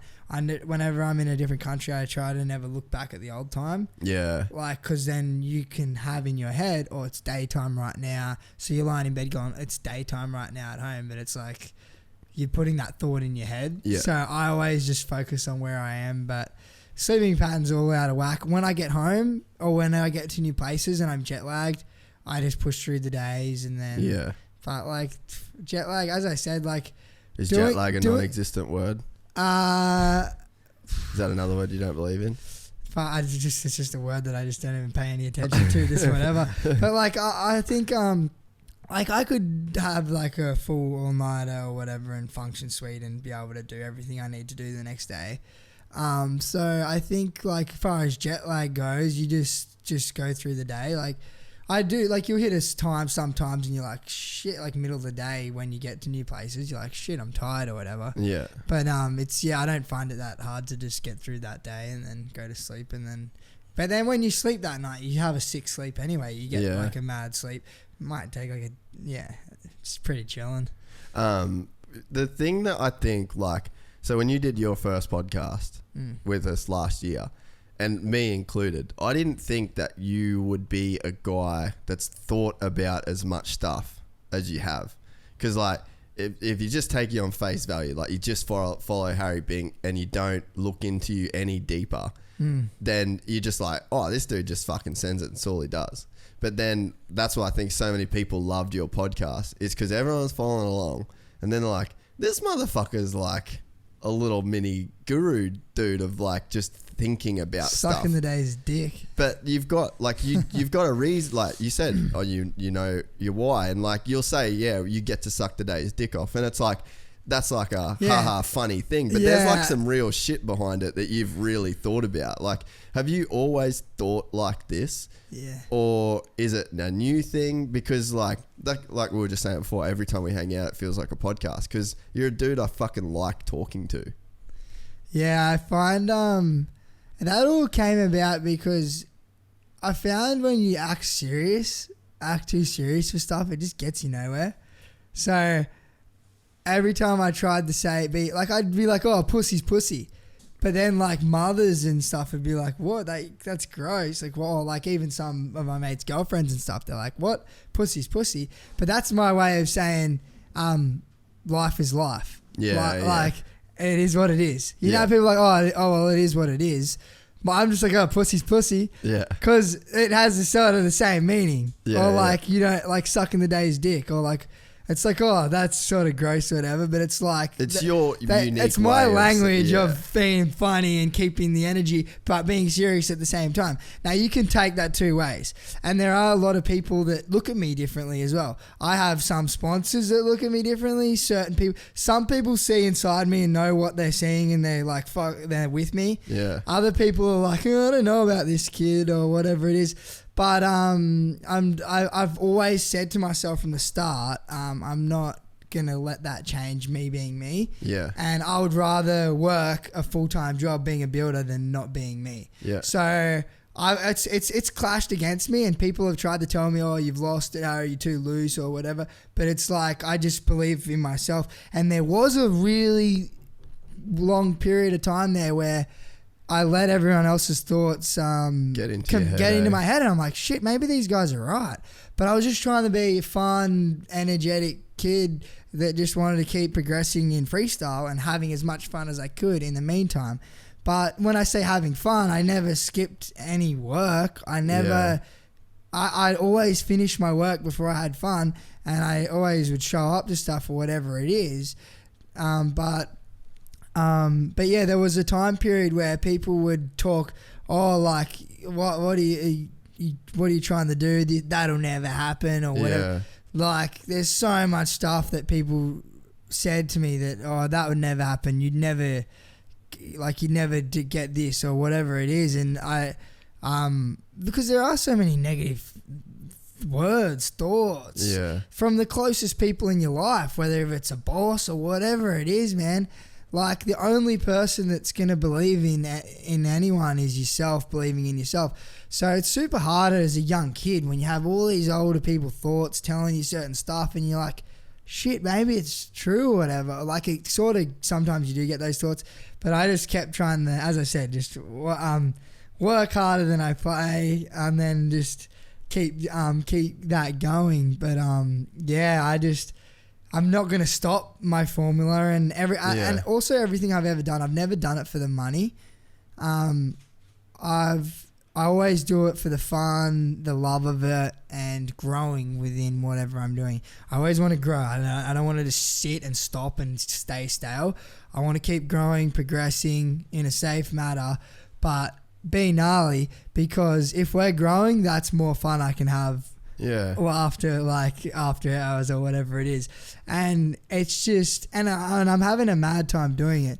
But what I said with the money thing also, it's super gnarly especially within freestyle, and I'm sure it's pretty similar in some other sports, but freestyle's gnarly. It's a life or death sport, and if you're not on your A game, you could friggin' have the consequences of death or whatever it is. And every time I put on my helmet, I'm aware of that, and obviously and every other freestyle rider that is in our sport is aware of that, and we sort of tackle it different ways. So it's really important that if I'm going to do a show and I'm going to do a trick or do a gnarly trick, you get your money's worth for the show. Yeah. Because if you're like, yeah, dude, I'll just do it for that much or whatever, you're undercutting the sport, and it will shorten the life of the sport.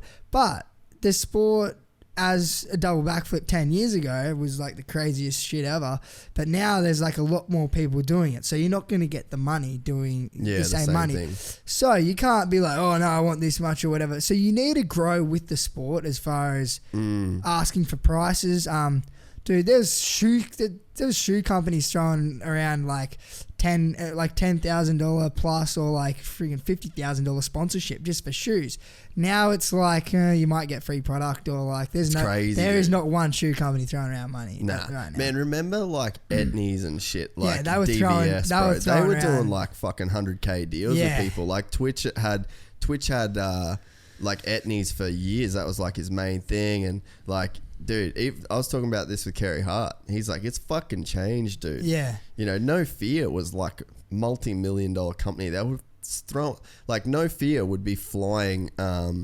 Kevin Wyndham was saying that No Fear would like pick him up with a helicopter and like just fucking fly into these photo shoots. Like Ocean and Earth. Like, they came in hot, had helicopters, cars, and then they just disappeared. I was like, where did that go? But so the sport's developing, the sport's changing. There might not be as much money in the brands or whatever. But like when the brands approach you and go, look, dude, we want to sponsor this, but sorry, man, we need it. This is all we can offer. So you gotta, because a lot of brands do that and they're just freaking bluffing you just to save $1 and they're dogs or whatever. And they're just trying to, not dogs, but being businessmen. No, they're being businessmen. They're doing their job, and that's how business works, which I 100% respect. But, I don't like it when they come to riders and they try and convince you over and over again that this is a really good deal, this is a really good deal.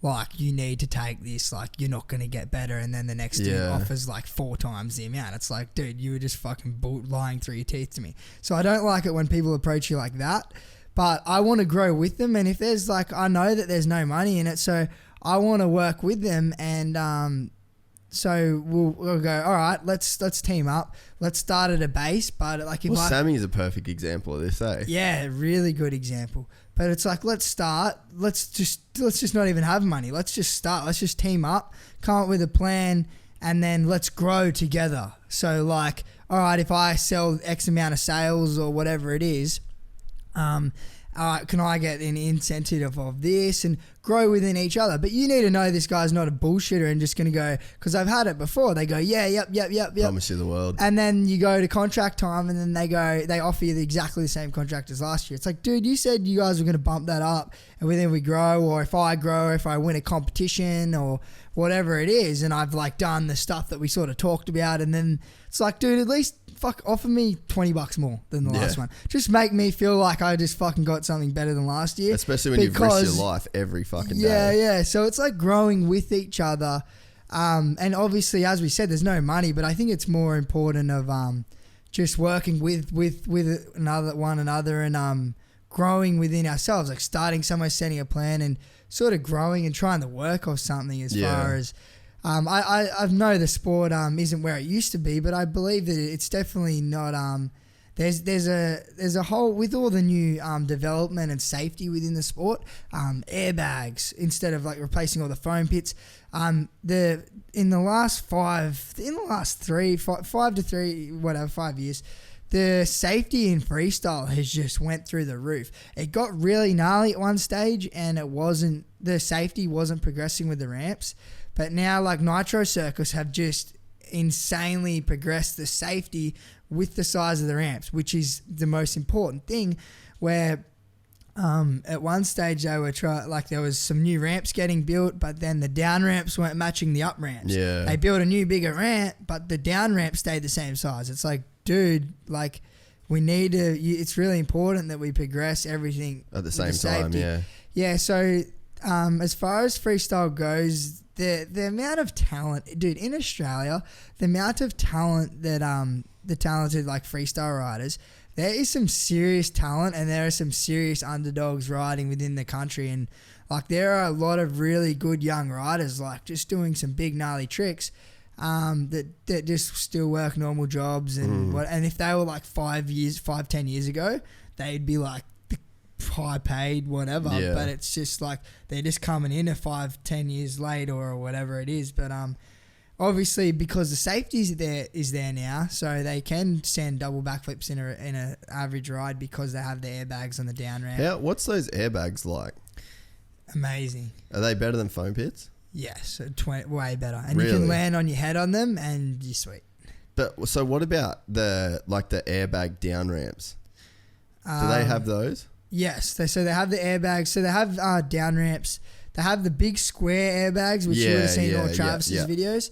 And then they have these airbags that are about 2 meters thick or whatever when they're blown up. And they sit on top of... They're the Kevlar ones, eh? And they sit on top of the down ramp? Yeah, they sit on top of the down ramp. And they're basically... Sorry, when I said you can land on your head and you're sweet, you can get hurt. You can. Yeah. There's ends of... People are broken. There's fucking freak shit if you fall off a chair. People... Exactly right. Yeah. Exactly right. But I just tell myself you're But in sweet terms of like that's minimising the risk. That's how I think. And but I've landed on my head trying a double backflip Indian air at on one of Trav's big step ups, and I landed clean on my head and onto the big airbag. And did you think you were fucked? Yeah.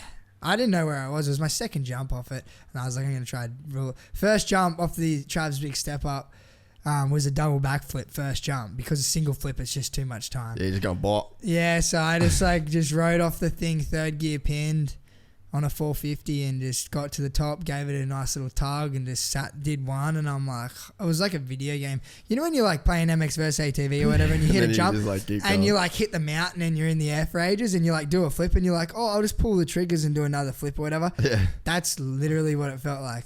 I just rode off this lip, and I'm like, I don't know, I've never jumped this jump before.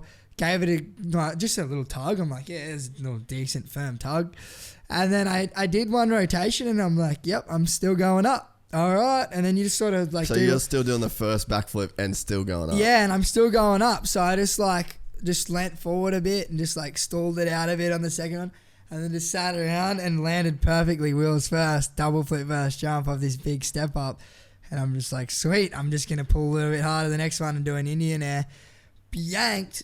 Did a little Indian air ruler, Indian air thing or whatever, like super flip Indy, and I forgot I was doing a double flip. I just yanked, and I was like, just because every time I do like Indian air super flips, it's a one flip. It's usually one, and I just held it out and I paused. I'm like, this is sick. Look down, and I'm like, oh yeah, spot it, and then I'm like, got back on and I'm like, oh yeah, that's right, I'm doing 2.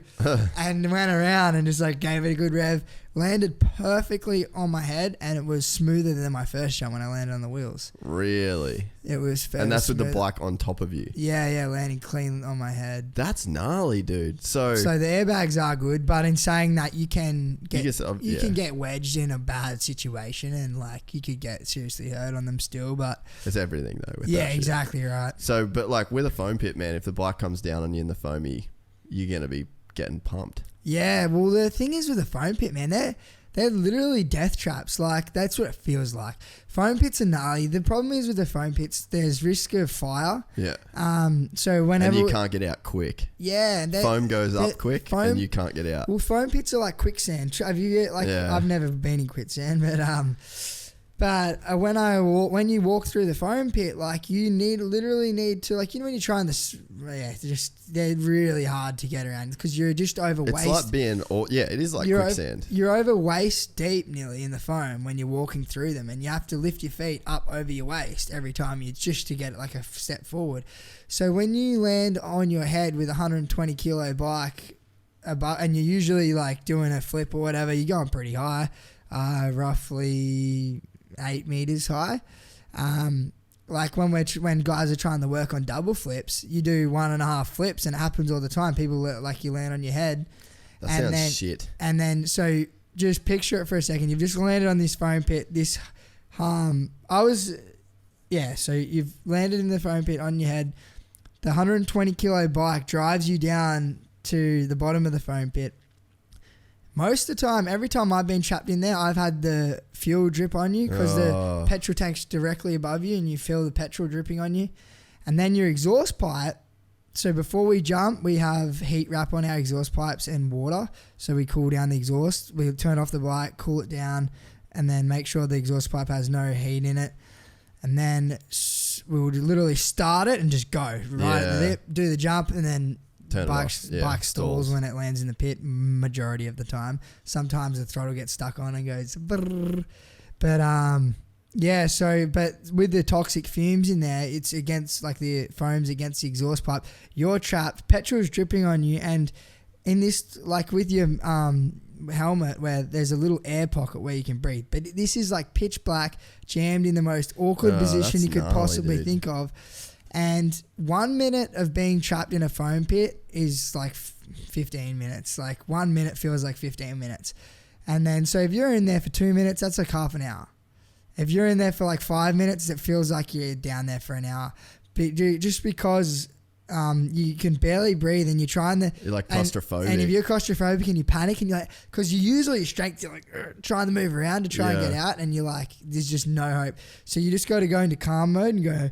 Just try and get that air, but then when the exhaust pipe's doing toxic fumes on the, like when the foam's burning on the exhaust pipe, it smokes. Yeah. And you get those toxic fumes in there. So sometimes it can get pretty scary.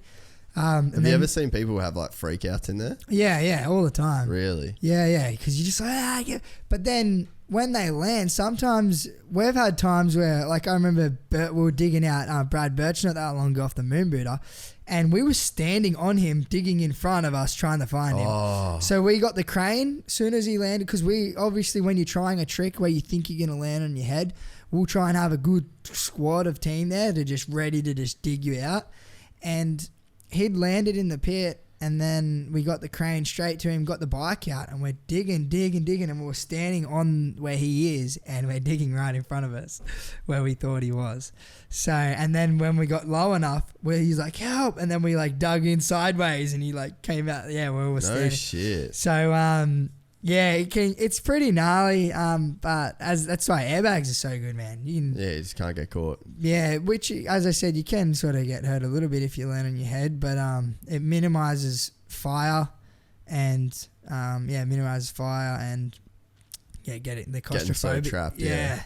Dude, that's gnarly. It's crazy. Like, it makes sense that's why all you boys are so tight. Is because, like, you're playing such a high fucking risk game with each other every day that you're at that compound. And like you said, you got a whole squad of dudes, and then you teamed up and you're like ready to essentially rescue your mate every time they go into that foam pit, because it's a pretty heavy situation. So it's like, it sort of makes sense. That's why you boys are so fucking tight, you know? Yeah. Because you're going through some hectic shit together. Yeah, definitely. And like when we're riding in shows, we're like, yep, all right, we're doing a flip train.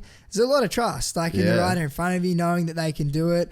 Or we're doing flip tricks, and then you're landing and you're relying that the person in front of you is landed and whatnot. Otherwise, if the first person crashes, we all land on top and it gets nasty. Like there's been some pretty severe crashes in that.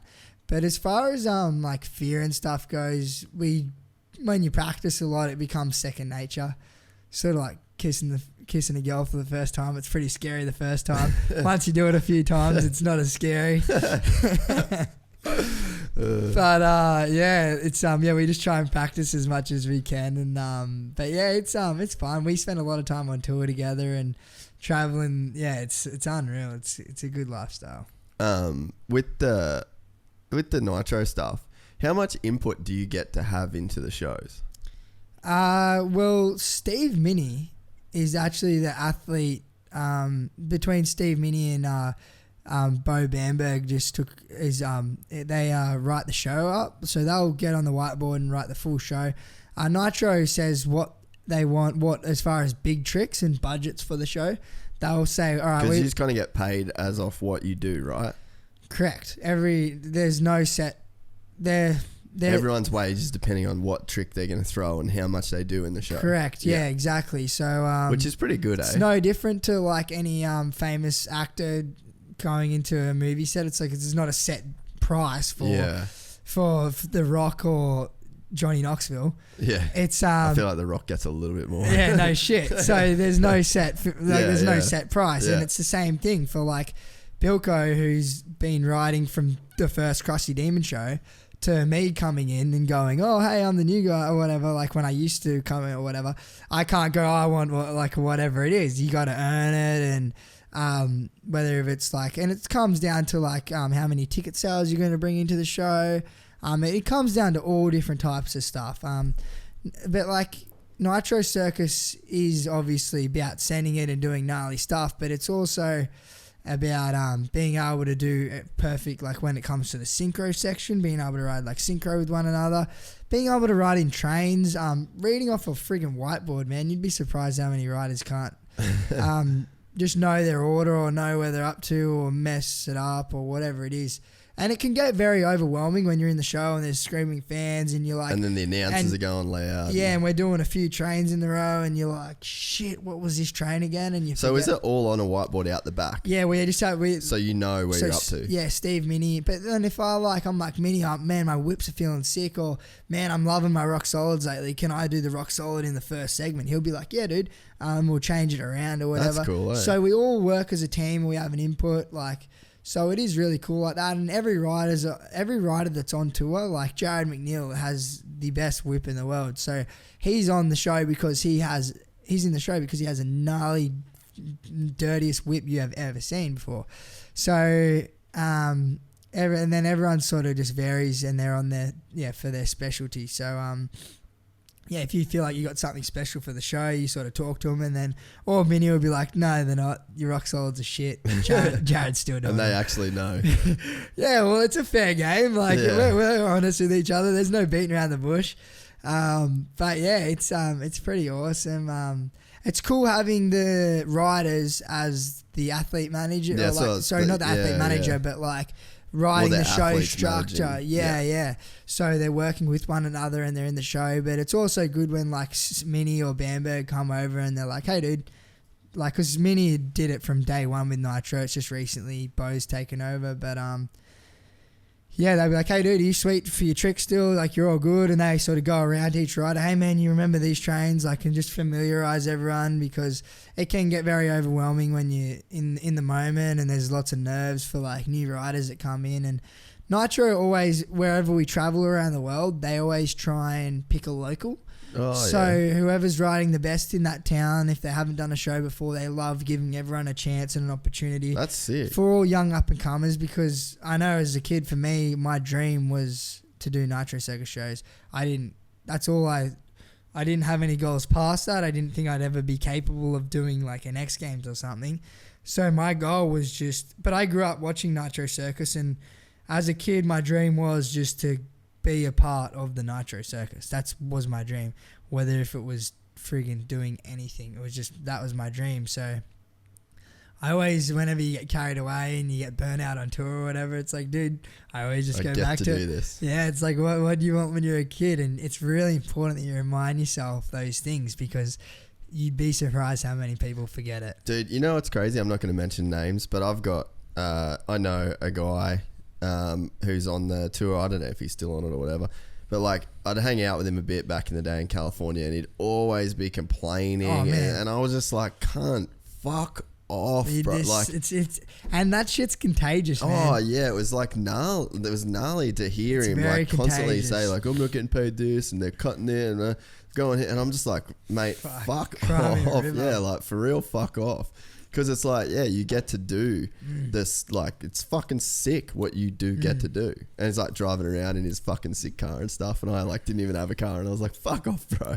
I know, it's crazy. That's what it is. But I know where that, like, you it's always easy. have to go back to the basics and just... Yeah, it's easy to get in that mentality, like big time, you know, but like you said... And when you hang out with people like that, it is extremely contagious. Yeah.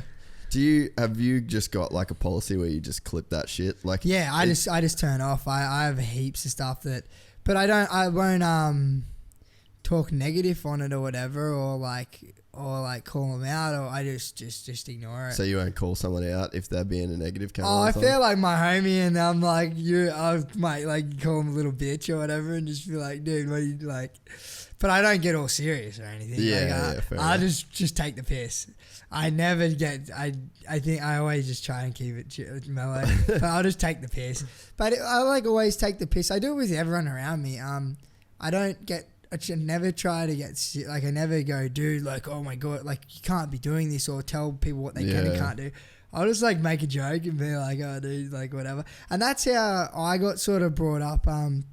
When I first came into the freestyle world, I was really lucky to be surrounded by a bunch of good guys like Steve Minnie, Kane Saul, Brad Birch, Scott Fitzgerald, Robbie Marshall.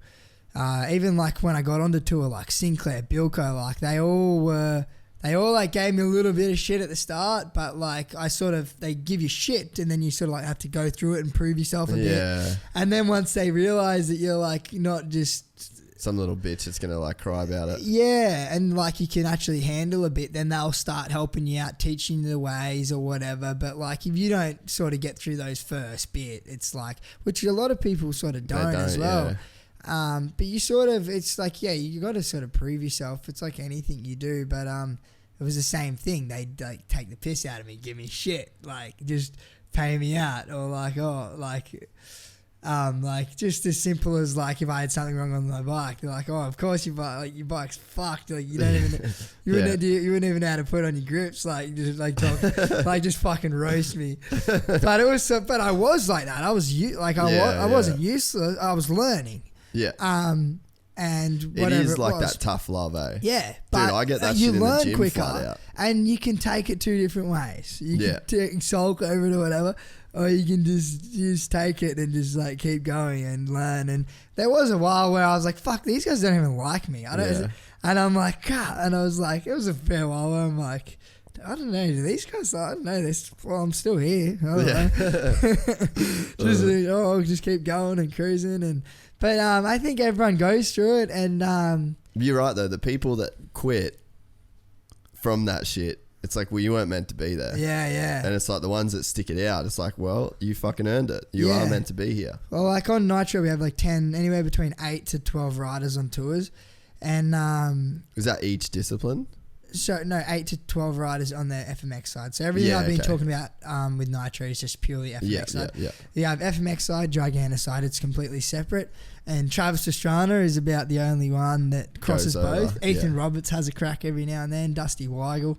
Dude, But he's they a might, lord, that guy. yeah, dude, those two might bust out a pit bike every now and then.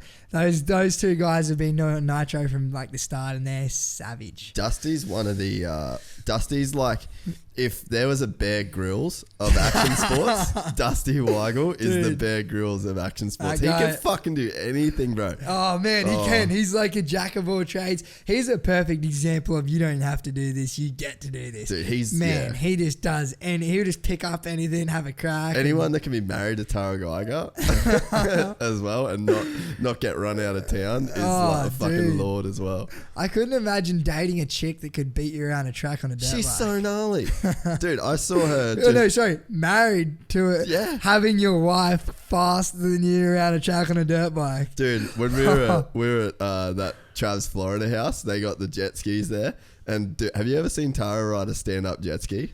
I've seen some stuff on social media and whatnot. She's a freak, bro. And she was just handing it to Travis, eh? And Really? yeah, and he was losing his shit. And like, it was so That's amazing. It was so sick to watch her just be like, yeah, dude, don't. Trav's like, I'm going out again. And she's like, don't bother, dude. You suck. And Travis was just... Dude, he he never gives up, man. And he didn't beat the time, dude. She was the fastest. But and then it was and then like Dusty's just there, and then he did like a mini flip. He'll send it on a moto. Like he's just a man. savage, bro. Savage. Like a mini flip scared the hell out of me. I've done it a fair few before.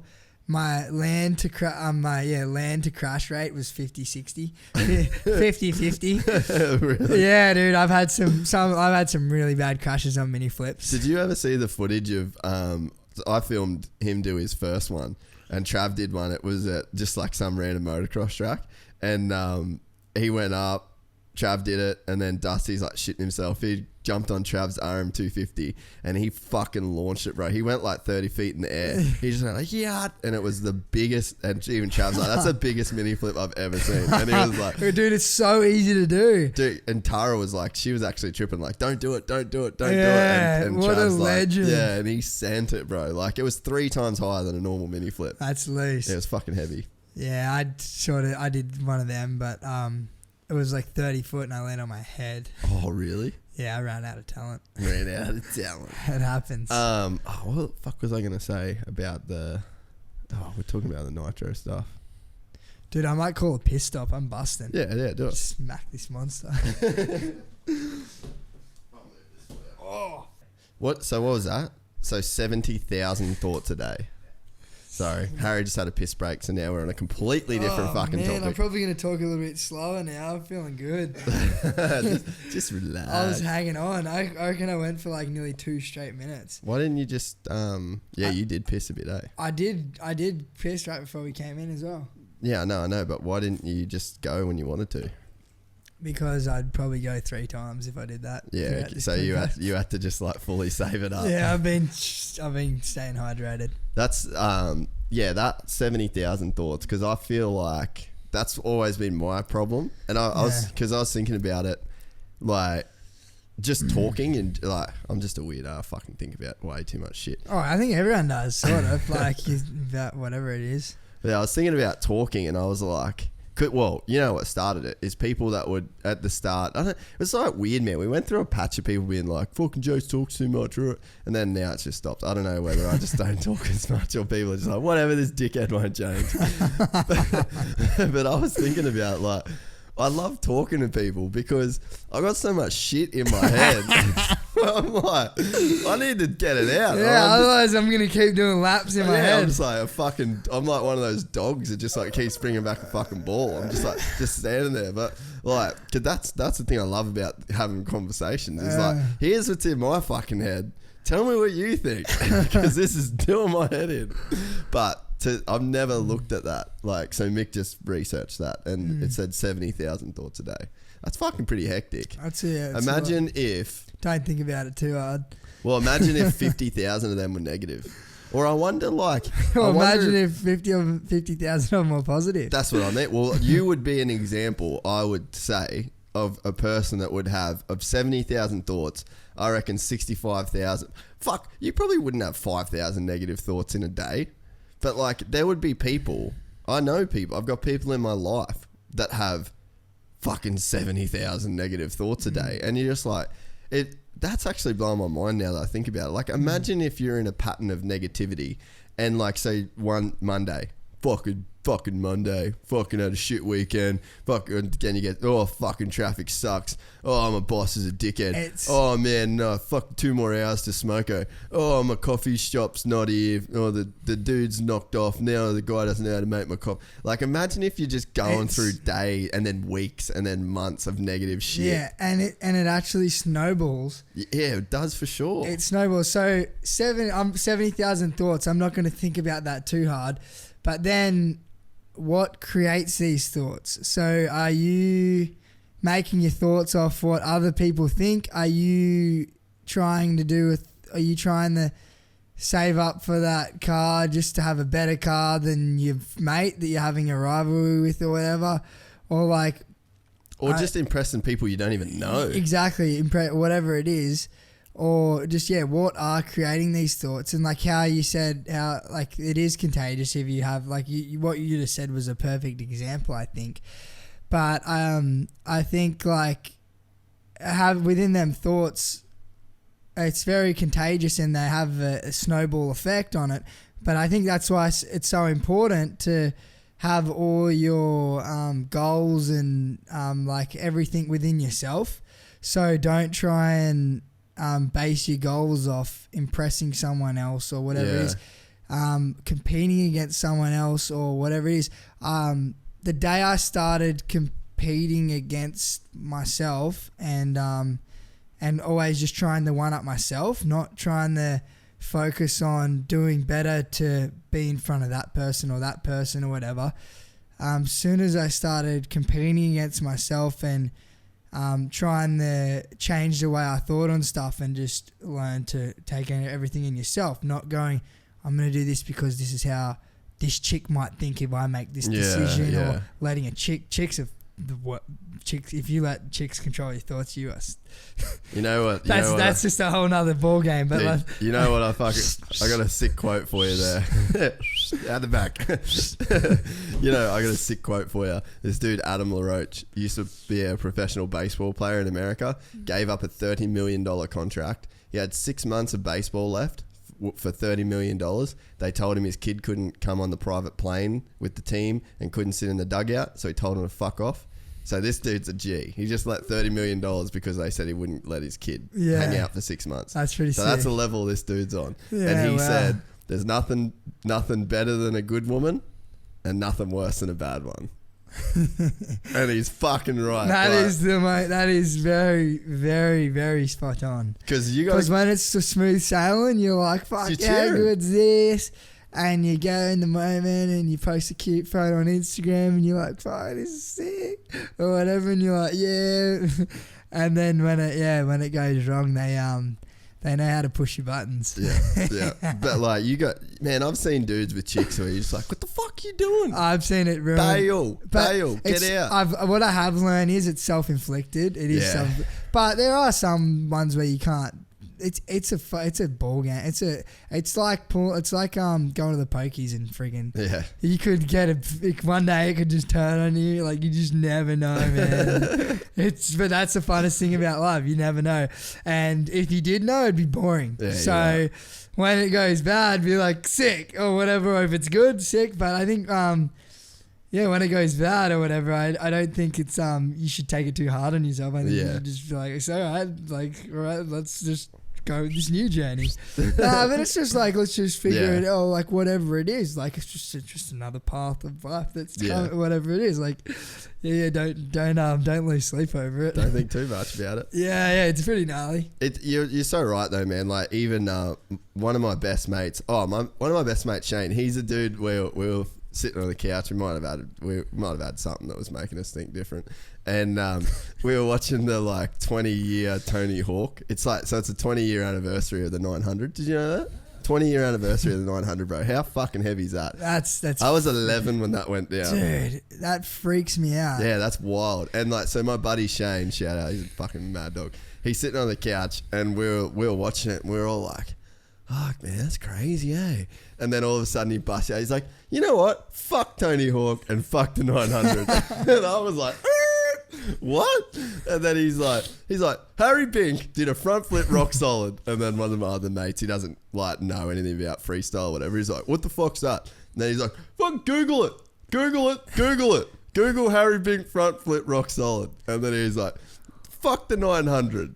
But it's crazy that is like how far that shit has come, eh? Yeah, progressed. Like, you know, and what you'd think was, I forgot what even got me onto this. I was so excited about the story. Yeah, but just how so long ago, that was impossible. And it was completely impossible, eh? Yeah, and Tony Hawk reached into the impossible, and he created and showed this new pathway that no one believed in, and he's like, and he created this new path to like whatever it is, and he was at the top of the sport, and he kept opening all these doors and going into the impossible, and how everyone's beliefs are and trained well, he to just believe. like elevated it. And that's what I'm saying with all the thoughts and family and friends. You say your ideas to your mum or dad, they go, come on, Harry, have realistic stuff. That'll never. Come on, just focus on finishing your apprenticeship and just. Yeah. yeah. But like, if whatever it is, I think it's really important. If you believe in it, do it. But don't throw away like apprenticeship or whatever. Like, keep doing all your other stuff. Like, but fucking have a crack in your downtime. Like. Yeah. It's crazy though that like where it's come from because like 20 years ago to like if you said, so say Tony Hawk does that 900 and then someone walked up to him like, dude, that's dope as fuck. You should see what's going to happen in 18 years. This dude named Harry Bink from Australia, he's going to do a double. What'd you do? A front flip rock solid. He's like, he's going to do a front flip on a bike and then he's going to grab the seat, do a Superman, then he's going to let go and then he's going to grab it again. And then like, they'd be like, get the fuck out of town. Yeah. Get out. Or like the day Kerry Hart did his backflip in 99 or 2000. Well, dude, 2006, it's 2019 now. That's 15 years ago. Travis did the first double backflip. Was that when it was? 2006. Travis did the first double backflip at X Games 15 years ago, and it is still a massive life-threatening trick in freestyle motocross. Yeah, that is true. It definitely slowed down because from 6 years from the double back. Mick, how far was it between? All right, well we could probably figure it out. Did Kerry Hart do the backflip in 99 or 2000? It was Gravity Games 99. Sounds right. So then it took 7 years to do a double backflip. So then what did it take to do? When did Sheeny do the triple? Oh, I think that was 15 or 16. So then that was the 10 gnarliest years. thing that has ever been done. That and a long distance record jump that Robbie Madison holds. Dude. That between Maddo and Sheeny, easily have hands down the gnarliest thing that has been done on a freestyle both motocross Aussies bike. with fucking big dick energy too. Oh, dude. It was just... The triple is my favourite because it's just it should so be impossible. gnarly. But, man, I have some respect for those long distance jumps because I don't want anything to do with it. Well, you just seen what happened to Axel. Yeah. Crazy, eh? But he got out of it too, dude. Even like losing a good friend Tyrone Gilks to like he was the same age as me, and were you guys mates? Yeah, and right. He rode so good. He was a lot better than I was, and he had a mentality like Travis. He wasn't scared. He did what he loved. He had a heart of gold. I really, really, really rated the guy. How much time did you spend together? We just like went riding and stuff. When I first started coming up to the Gold Coast, we like rode out at Bayards and stuff together.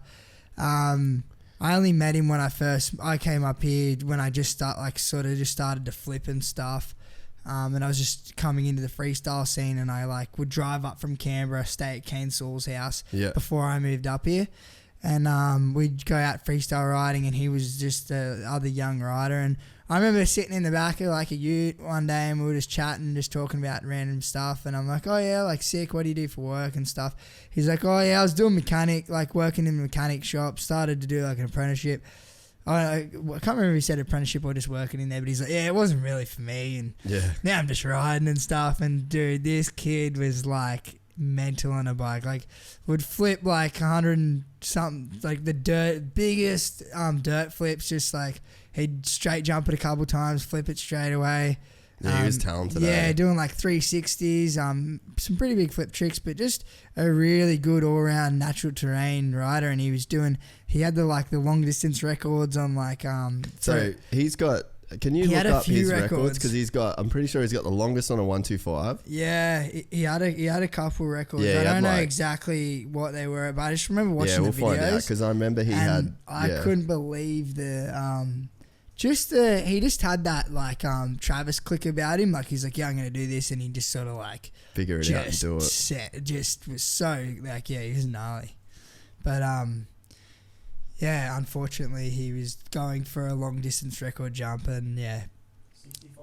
He Oh, that's right. So he had all of the distance records for like the small two strokes. Yeah, and man, these jumps were probably bigger jumps than I've jumped on my dirt bike to this day on a 450.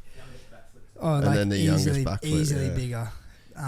Like yeah, the kid was gnarly, and it was sick to get to know him. Yeah, he cool. Yeah, I was pumped that I got to get to know him and like hang out.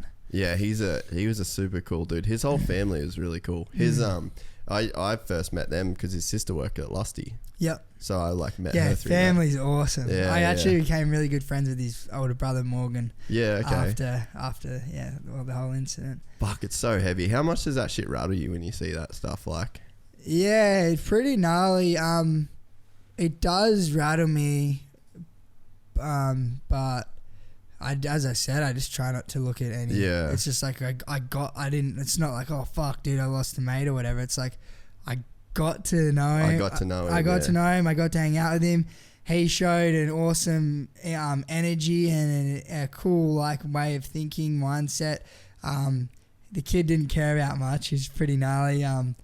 But it was just cool. I got to know him. We got to spend the time with him.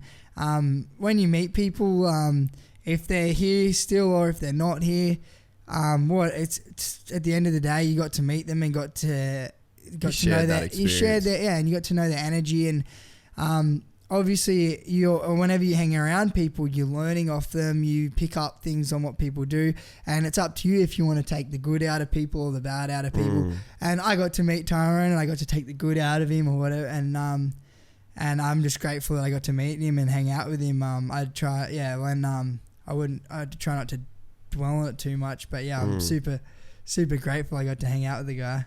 Yeah, see, that's the shit I'm talking about, bro. Like, that's like the most.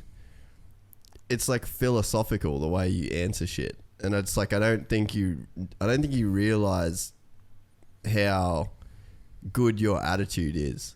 Like, in terms of, like, people go to university to study philosophy and shit that. To get to the place that like you just seem to come up with this shit. And I think that's why after we did the first podcast, I was like, that is a real legit motherfucker that he puts out an image to the world of like who he is, because you are a loose cunt and you like to have fun. But then there is like that full on deep side of you that, you know, like you really think about shit. I know you really care about the people that, you know, you're close to and stuff like that. And so I think that's why people gravitate towards you so much, is that you're not what people expect when they see all the crazy shit and buying fucking goats and walking them on, you know what I mean? But you know what I mean? Like, people expect this whole totally different thing, but then you just drop those little, like, and it's not like, it's easy to say this shit, but you fucking live this shit. You do suck the day's dick off every fucking day. You know, like, it's so easy to talk the talk, but it's so hard to walk the walk. And I think, like, you know, you hear the way Travis talks about you. Like, Travis fucking loves you, dude. That guy is, my God. Literally. Yeah, but like, he looks at you in such a crazy way, because, you know, you say all this stuff, but you actually back up everything that you do say. Like, it's so easy to be a person that, you know, talks a bunch of shit and says like all those right answers and stuff. But, you know, you fucking really do walk the walk when it comes to this stuff. It's fucking sick. And I think that's why people love you so much. Cheers, cunt. It's true though, you know. But because I always have people come to me and they're like, fucking Harry is just the loosest cunt. And I'm like, oi man, he's actually probably one of the smarter dudes you'll meet too, you know. And it might not be book smart or fucking, you know, every word definitely in not it. book smart. But when it comes down to that kind of shit, like, I just love it, dude. I fucking love talking to you when it comes to that sort of stuff. Cheers, bud. People don't expect it from you. Yeah, no, I think I'm just having too much fun not to. And obviously, I think a lot of that comes down to social media, man. People like watch social media and think they know someone before they've even met them. Like Yeah, they watch that's true. and it's like it's so overwhelming. Like if I post story, I used to like post all my partying, like heaps of stuff, whatever. Yeah, we've been through it. Yeah, and I just post heaps of stuff, and then I'd just be getting all these negative feedback, or like people like, "Oh, you okay?" or whatever. I'm like, what? I'm doing the same shit I've been doing for the last few years. But then I'd change my Instagram stories and start doing different stuff, and then like people would start treating me differently, or like whatever it is, or what. And I'm like, and it's crazy the impact what people think they know you, they think they know what you get. I could create 4 different lives off just what I'm putting on my story, and just throw different freaking ideas in people's heads of of your personality, just on like how you do your stories or whatever it is. Like people just people sort of just like see. It's pretty gnarly with dating and shit these days. Man, you go out in a freaking club, like you go out and unless like you with the whole Instagram thing, it's pretty rarely where people will meet people in a club and just like or like in a bar and stuff and give them the time of day without creeping their Instagram and like sussing them out. And then once they sort of do, they think they know them, or like whatever it is, or like they'll check out all their photos. So my chicks are like super pressured to just like look like a supermodel on every post. Yeah, dude, it's heavy. Because then if they don't, they can't compete in the game of like whatever it is and this and that. It's there was that person we were talking about today. Just judging it it's just a pure saying of judging a book by its cover. Like, and that's what I always try and do. Like what I was saying before, like if I don't have a beer with someone, I'm not giving them the time of day. Or like if someone's like, dude, let's have a beer or whatever, if I say no, it's like, I don't have time for you, bro. Yeah. It's like I do think like that. And if I haven't met the person before, if I'm like full train mode or whatever, I'll probably still have a beer with them, just to like whatever. But to an extent, like I'm doing dry July right now, so I'm like full and I'm committed to that. And yeah, sweet, chilling, no worries. Thanks for coming. So yeah, it's good when there's actual a proper excuse to be like, dude, I'm committed to something. I'm for a good cause. I love a lime and soda with you though. Yeah, I just don't even show my face. Yeah, I know, it's too dangerous. But yeah, like the other week, Jacko and I went down. We flew down to. Yeah, dude, I want to ask you about that. Jacko, sickest fucking human. Oh my god, he's a psycho. I love the kid. I grew up watching him on TV. He's only like 2 years older than me, I think. He's been in the game for a long time. But he started like CrossFit Team and stuff when he was like 16. And then would he have made good money back then? I was in primary school. Beats me, man. Because I feel like he might have been the last like lucky dude. Not lucky. Lucky is a really bad word to use, Jacko, because but think of it in this context though, because you put in work and you're doing crazy shit, but like, you know how you're saying if I got into freestyle 5 years earlier, you know what I mean. So I think there is a tiny bit of luck in terms of just the timing. But I thought that when I started freestyle, I thought the sport was done, and I'm like, fuck, the sport's so gnarly now. How you meant to come up with new tricks? Yeah, man. If I came into the sport 5 or 10 years ago, I could have made so much fun. So that's just that negative thought. Yeah, you're right. So then I changed my thought and I'm like, fuck that. I'm going to look into the I'm going to try and figure out whatever would be impossible. And that was when front flip ramps came in. Yeah. So like I did like the, on the Nitro tour, everyone was too scared to front flip the fronty ramp to the portable down ramp. Sully attempted it in one of the first tours with the front flip ramp, and he got pumped, ripped he just got he had a shoulder reconstruction and ripped his shoulder out. Ugh. So he had to get another shoulder reconstruction. So he had a pretty severe crash. And then that was at the Brisbane show. And then the next one was in Sydney. And I'd been practicing him a bunch. And but every time there was practice sessions, I did it like in front of all the Nitro bosses and stuff. Yeah. And they ended up like, we were at the Sydney show and it was practice. And they had the big airbag on the downy for practice. And I went out and did like a heap. And then, but I never went up to him and be like, yo, I can do the front flip. Like, can you put me on? Yeah. I always kept my mouth shut. I just feel like, but just like demonstrate what I was. So I'd go out and practice and do a heap. And then one of the athlete managers rolled in and he's like, probably about an hour before the show, he's like, hey, Harry, are you sweet to front flip tonight? Oh, that's sick. Yeah. And then just like threw a prize at him and he's like, yep, done. Really? Yep, they're like, yep, done. And I'm like, fuck, I didn't think they were going to say yes. And I'm like, oh, so shit.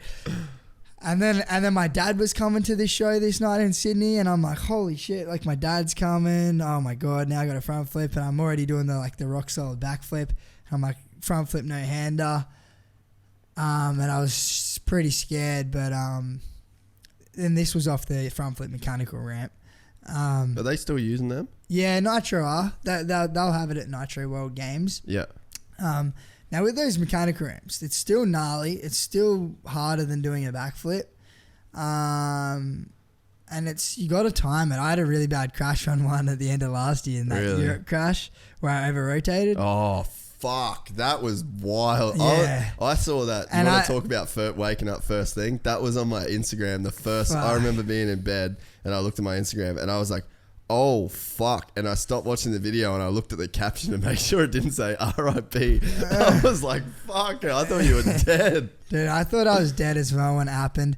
But that's just a perfect example of how gnarly those ramps still are. And yeah, it's not doing it for you. Yeah, well, it sort of is. It is doing it for you, but you need to know how to slow it down, speed it up. And a front flip's a super blind trick.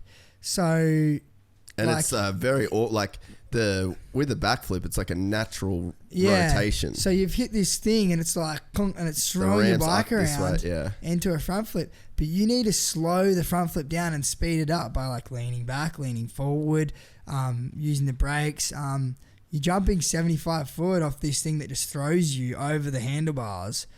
And then it's like you got to do a rotation and ride out of it. Like when you think of it like that, it's like it's gnarly. It's not like you just ride it and it goes kunk and then you're landing on your wheels and riding away. Like you got to lean forward. You got to know where you are in the air. And then when you're letting go and doing tricks, you got to when you're letting go of the bars, you got to make sure you don't float off the bike and all kinds of different stuff. So doing a front flip no hander is way harder than doing a back flip no hander. Yeah.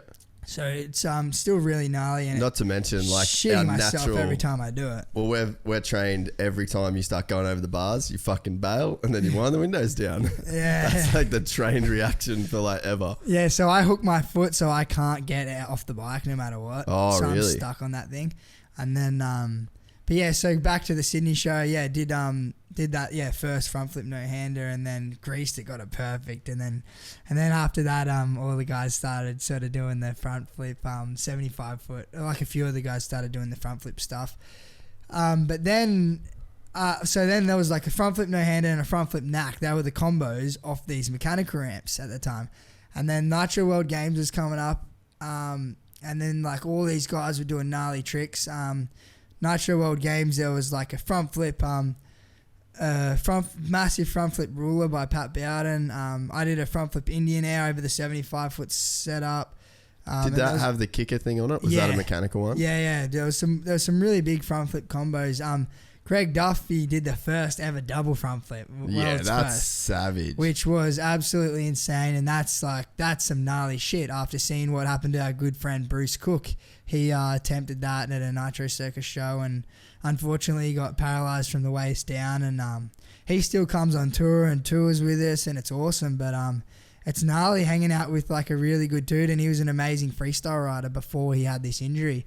So it was that's pretty scary, like traveling with a buddy and you're like knowing that he was one of the pro freestyle riders, and he's on tour with us every tour. So like every day you're getting reminded, like looking at the, like we're all getting off the plane. Bruce is like still sitting on the plane, like last person off, like, and you just forget how much you take for granted having legs, like him trying to get into his truck. Like I seen a video of him the other day, he posted on Instagram of him washing his car in a wheelchair. He scooted around his whole car and washed his car whilst being in a wheelchair with a sponge and a hose, just wheeling around. Like, so it's scary and it's gnarly, but he's so positive still. Like he's not negative, he's positive. He brings all the guys up around on tour, and like it's really good having him around. But so yeah, Greg Duff did the double front flip, and then when I seen all that, I'm like, fuck this, what hasn't been done yet? And I'm like, front flip rock solid, I'm doing that. And then I spent over a month in the foam pit, like trying it, like every ride, just like getting pumped. Like I was landing on my head, I had the bike landing on me. I had a heap of stuff going wrong, but so I got, and then eventually just after months and months of hard work, and then then when we got to Nitro World Games in practice onto the airbag, I was injured. I had a really bad rock solid backflip crash in the last tour of the Australian tour in Darwin.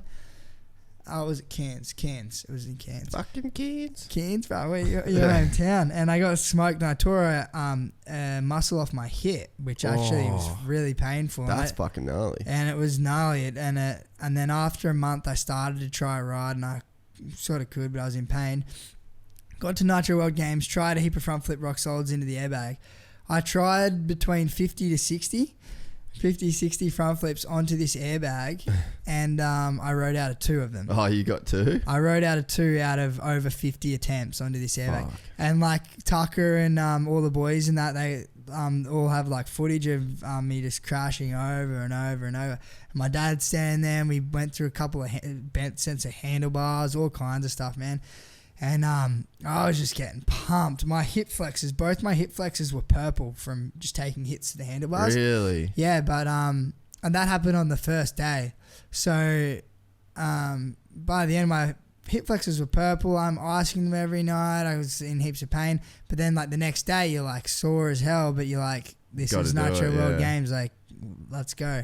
So then on the last day, I got all my gear on, went to practice, and I looked at the ramp and I was about to go, and I was that sore.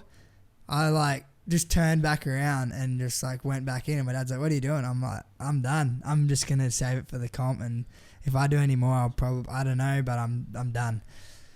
And then went in the comp, got smoked my first one, and then pulled it, and then I thought I was done after the first one, and I didn't even really know where I was after that one.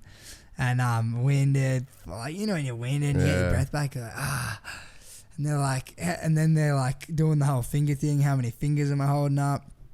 And then I'm like, where's my bike? And that one dude was wheeling it off, and I just sprinted over to it, got on my bike, because I think they thought that I wasn't going to go again, and I jumped on my bike. And then it's all live TV, so you've only got a certain... So they already got the next guy lined up, and I'm like, can I go again? And they're like, yep, like, go, like, you got to get back there real quick. Pinned it back, got back in time, went to go, stole my bike. I'm like, fuck. And when I saw my bike, I like took a breath, and I'm like, fuck everything. You got this. You can do this. Like, fuck it. Like, just got so mad at myself. Like, that's so sick. Just went into like, I'm just like, this is the last one. It's been a long road. Like, fuck this. Fuck it. Like, just, dude, you can do it. Like, let's do this. And then did it again and got it, and then that was like my greatest feeling so far throughout my whole freestyle career, just because it was something that I worked so hard for, and months and months of into the foam pit, and just coming up with an impossible trick. Like, no one had done a seat grab front flip. Yeah, so you took it like so far for like beyond what even you'd think would be like the next step. Yeah, so like you skip like 3 steps to get to that rock solid. Yeah, because at the time Tucker invented the rock solid. Tucker Kashino invented the first backflip rock solid. So I love that trick. And when he first did that, I couldn't do an upright rock solid on my dirt bike. And I was like, holy shit, that's sick. Like, I want to learn that trick. Like, he was doing a rock solid backflip, and I remember seeing it at X Games. And I was like 2 years into riding freestyle, and I'm like, fuck. And so I went when I got home after, when I seen the backflip rock solid. I started trying to learn it upright. And then like a year and a half later, I started doing it in backflips. And then it was like Tucker and I were like sort of the only people we were the only people in the world doing the rock solid flip. And it was sort of like our signature trick for like a couple years. Tucker, like, he owns that trick. He does it so clean. He's the cleanest. He's the best at it by far. And then, I was just sort of like cramping on his style, learning his trick. And then he's the nicest guy ever. It's insane. I spent a lot of time with that guy, and really top dude, really awesome guy. And then so I was like, I'm gonna do this in a front flip, and he actually was videoing me and he helped me a lot throughout the Nitro World Games process to do the front flip. Yeah, and he was giving me pointers, and he helped me a bit, and he was sort of like coaching me through it a bit, just like because it's a lot easier when you're visualing it. Yeah. And as another freestyle rider, you can give them points, and you sort of know what it's like because it's a lot different when you're staring at a bike and whatnot with your helmet. But yeah, it was cool. And then it was sick. It worked. I was pumped. Yeah, that to me will be forever one of like the gnarliest. And even like talking to Trav about it on the podcast, and then because we were talking about like the head injury side of things, because like you were fucking had some form of concussion. Yeah, I'm not meant to be talking about that. I know, but like Trav said, he goes, look what's possible. Like all these guys are on the edge. And if I didn't let Harry do that, like that trick changed your life. It did. It made me. That was the day I believed in myself, and all those negative thoughts, all those people that are, dude, your comfort zone's your enemy, and so many people, adults, and it's really bad because adults are so right in what they're saying, and I have so many amazing people that have just helped me, and without them, like, I don't know where I'd be. But sometimes they do relevate to their own comfort zone and have an impact on... They put limits on you. They do put limits on people, but they don't... I say, like, they don't think that they're doing a negative. They think they're doing it to keep you safe or whatever, which is really a grey area and a line between being safe and pushing the limits. That's why I love Trav. Like, obviously, it can go bad. Like, there are some really, really negative outcomes from it. And it happens, but that day made me believe in myself and not be cocky and arrogant or whatever, but not when people told me I couldn't do stuff, I believed them. I believed that I was like, oh shit, maybe, but I was like, oh, I'll just keep going, like, cause I want to and whatever. But then when I did that, I was like, no, like, you're right, believe in yourself. And that's when I started just figuring shit out. Like, just because you can't even get to know yourself when you're thinking what if or letting other people come in on your thoughts. So how are you meant to create a relationship with yourself? So then I started creating a relationship with myself, and as I said earlier, like, I whack off to risk evaluation and calculating risk. And growing within yourself and competing against yourself.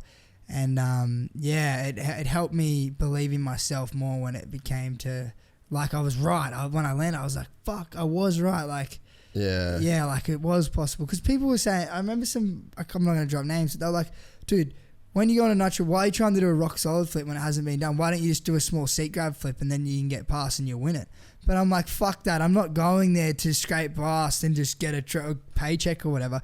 I don't give a fuck. I just want to I'd want to do something for myself and create something that, as I said, it was like the rock solid thing was like Tucker's trick, but I love doing it as well. And I was like, fuck, I want to do that, because a rock solid's the gnarliest trick you can do on a dirt bike upright.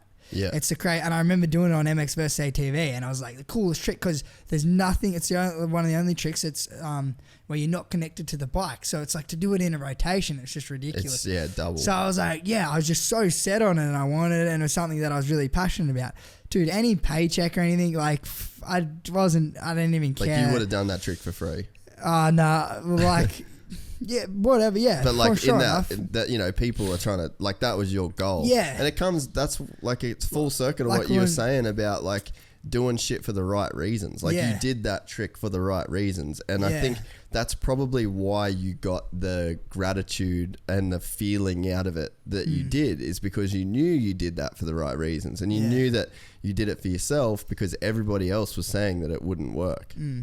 It's like when you leave, like you can't take your money with you, but you can. The impact that you put on others will stay here forever. Yeah, like no one could ever take that trick from you. And I just, that really stuck to me when Travis said that, because I know, knowing you, that trick changed your life. That decision for them to let you ride, it could have gone wrong, but it literally changed your entire life for the better. And I mean, the follow-on impacts of that, you completing that goal for yourself, look at what you can do now, like your mentality. And we were talking about like that circle, it just gets bigger and bigger of like that boundary for yourself, like, and it's a relationship within yourself. Like I think it is like a testament to, because like if you're a doctor, or if you're a guy that is, if you're not Travis, then you would go, your instant thing would be like, no, pull him off the bike, don't let him do it again. But that just goes to show how good Travis is in that judgment and risk evaluation, that he had the knowledge to go like, nah man, he can do this, and you fucking did. Yeah, exactly. And like I said, it changes your life. It's fucking crazy, dude. Yeah, boy. Bloody, we got off topic. We were talking about Jacko. I was just about to say something and I fully forgot what I was about to say. That's all right, bro. I'll come back to that one. So yeah, you and Jacko went skydiving. I only met lucky in it. You do get lucky in an era, because like you look at a guy like. That's what I was going to say. Sorry. Go. You like with how you said that trick changed my life forever. My whole life, my biggest fear is being cocky or arrogant. That's been my biggest fear through my whole career. Now I want to have heaps of fun and like be whatever and enjoy it and work hard. But my biggest fear is being cocky or arrogant. But at the same time, I want to make my own decisions without worrying about what other people think or what other people think all the other time, because I don't think that's healthy. So you sort of want to believe, but you want to believe in yourself and be really confident on the decisions that you're making. But you need to really intake other people's input. And when people give you like talk negative or constructive criticism or whatever, I think it is really important that you take it in and evaluate their side and stuff. But as I said, my biggest fear is being cocky or arrogant. But as you said, how it changed my life. It helped me believe in my decisions more and be a bit more confident and not let people walk over you as much as not saying that you need to stand up for yourself, but when you walk away, you just can ignore it. Flick it, just block it out, and then help me block out certain things and just focus on the good stuff. Yeah, no, and it's I had an experience recently where I did really well at something that I've been really trying to do, and there is a if you like, there's a thing that could happen where you could get super cocky about it and be like, I'll just fucking smash that shit, I'm the man, blah, blah, blah. But it actually fully had like the opposite effect on me, where I almost got humbled by doing so well. And was it the same with that World Games, where like you've got every reason then, like you just did a trick that no one's ever done before, you did it in front of all these people, you're on TV, you got a big check, fucking bitches are all over you. Like that's all the stuff that would let you get cocky. But did you feel like it almost humbled you a little bit? Not that you were, and don't think of it in the context of you were ego before. But did you get an extra feeling of like humility about it? Yeah, I did. But as I was saying before, it just helped me, because I was always higher up people or whatever. I'd really evaluate their decision, like really look up to them, let them, their thoughts or their decisions would overcome what you wanted, what I thought, or it helped me vision stuff a bit clearer and just be a bit more confident on what I wanted. But it just helped me block out more bullshit. Yeah, because I was more confident on myself, and I knew that I've tapped the impossible. So now, like, I can keep. I've created a path to that. Let's keep creating more paths to that, and just I sort of learn a formula. Yeah, okay. Whether the formula is being confident that like of your how you want to build your house or how my formula. I set a plan, and I set a plan, and I just didn't look back, and I got it. Yeah. So if I'm doing a gnarly workout, I've set a plan. I'm gonna do this like ride, run, whatever it is. This gnarly workout. It's gonna take a lot more for me to back out now because I've found that path, that impossible path. So I have a fuckload in the tank now because I've been there. Yeah. So now it's like let's keep going there, and then that circle will probably keep growing. As far as like that reputation or that relationship with yourself and growing within yourself. Dude, you can almost see that with Shelby a bit, I reckon. Like in the last 6 months with like the shit she's been doing with like her working out, and then she just run a half marathon. Like I don't feel like she probably would have done that like 2 years ago. Oh, she actually did one 2 years ago. Oh, fuck. Oh, I just haven't been following that long. But, you know, like a marathon like that is like a good example of, because that's like something that everyday people do. You know what I mean? It's like they'll run a marathon because that shit's fucking brutal. And it's like they, it's like those boundaries. And I see it all the time in the gym with like it's cool, guys that do their first jiu-jitsu competition. And they're freaking the fuck out. Like one of the boys that I trained with, he did the state championships and that was his first comp. And I was like, fuck, how was it? He's like, bro, I got out there and in fucking 5 seconds of grabbing the dude, I couldn't feel my hands. Yeah. But it's like his personal boundaries have been like... But then once he does a couple, he's exactly right. Yeah. And I feel sorry for people that don't get to experience that feeling where you overcome a fear or you go where you're doing something like a half marathon or whatever it is, where you sort of go to that dark place, but then you get that great feeling after it. Because and the darker the place, the better the feeling. That's the motherfucker of the situation. No matter what you're doing, if you go to a dark place, it's only going to make other things better. So even if you're going through a really dark, to a certain extent, but like majority of the time, if you go to a dark place, it's only going to make the other stuff taste better. It's like having no lollies or whatever for a year, and then the first time you have one, you'll be like, holy fuck, this is sick. Yeah. No, you're whatever right. it is. But it's just it comes down to discipline and stuff. But it's a lot. The risk, the reward at the end. Well, I think it's like you can live, and they call it the comfort zone because it's like you're not doing anything too far left. You're not doing anything too far right. It's like it's just there, and you can manage that, and that's very easy to just live in that same way. It's like you don't have to do anything crazy either side of the coin. But then when you do like a fucking marathon, it's like you're going super far left. And you're going deep and like into that dark place or whatever, or when you're doing like crazy hard workouts, like you've got to like, I imagine like when like Grant's lifting some serious fucking weight. Yeah, he's like double my body weight, I think. Yeah, and like, dude, when he's staring at that bar with all that weight on it, that shit isn't gonna lift itself. Yeah, exactly. You know, it's like that's fucking real. And you've got to really like focus and look at that, or when you're about to like, I always think about you dudes like sitting there and you're like, just fucking click it into first, bro. Like seriously, click it and go. And it's like you're sitting there, you're like, all right, you're gonna do it, you're gonna go.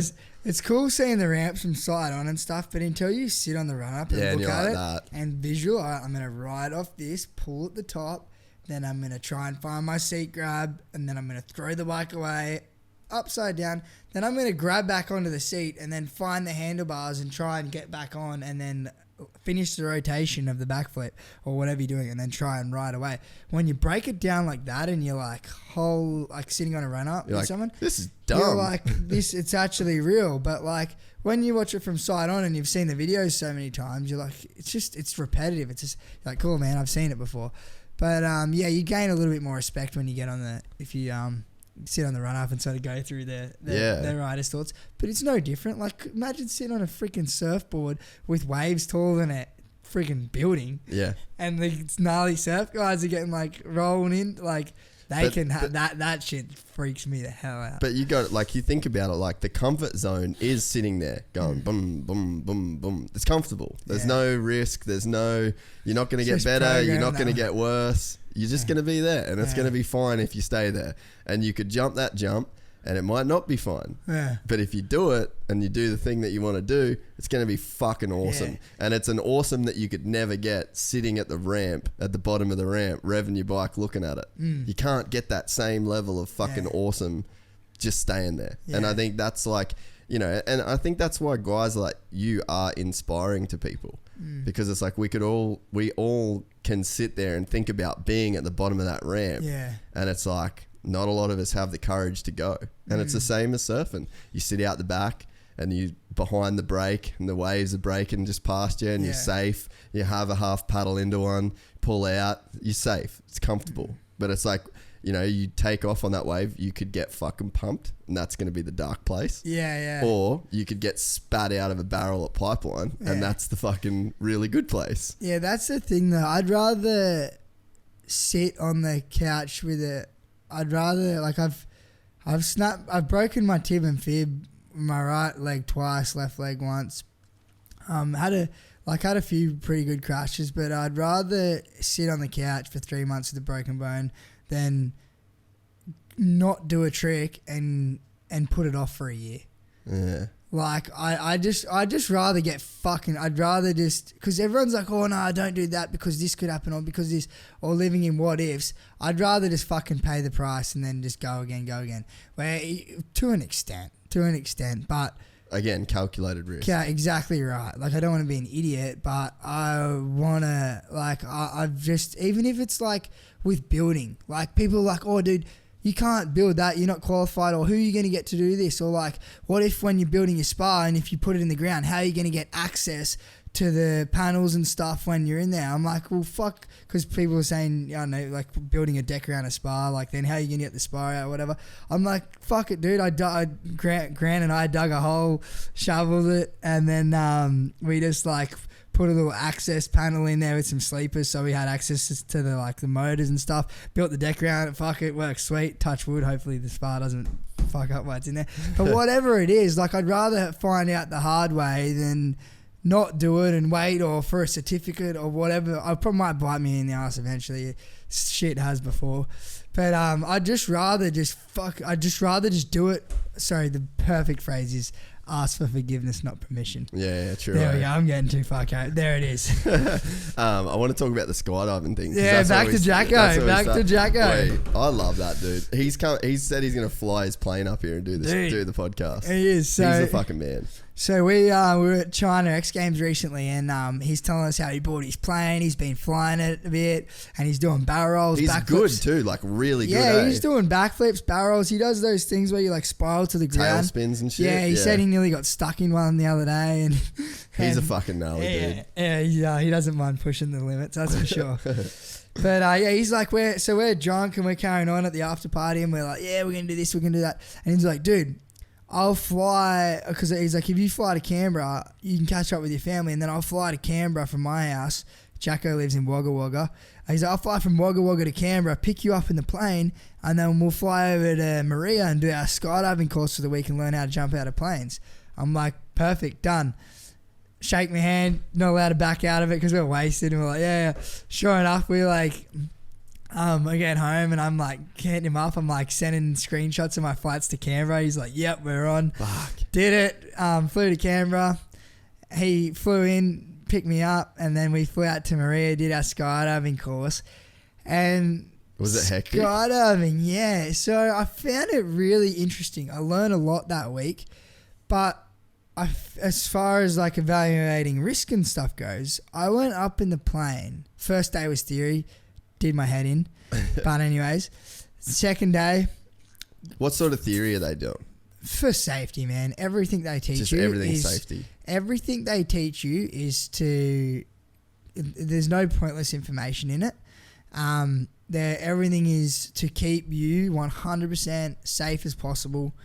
And when you're falling, like, you don't realize how real it is. Like, when you're doing the theory, you're like, oh man, like, fuck, it's been 8 hours and we're still doing this shit. Like, we're still teaching this stuff, whatever. Like, I sort of get the point, like this, that. Can we just try it now? That's how. Yeah. You know, I'll learn on the job. Yeah. On the fly. I am that guy, man. I'm freaking 2 hours into this course. I'm like, man, can I just do some jumps and we just give me some pointers after, whatever. But I am but like skydiving is serious. It's like you're falling through thin air.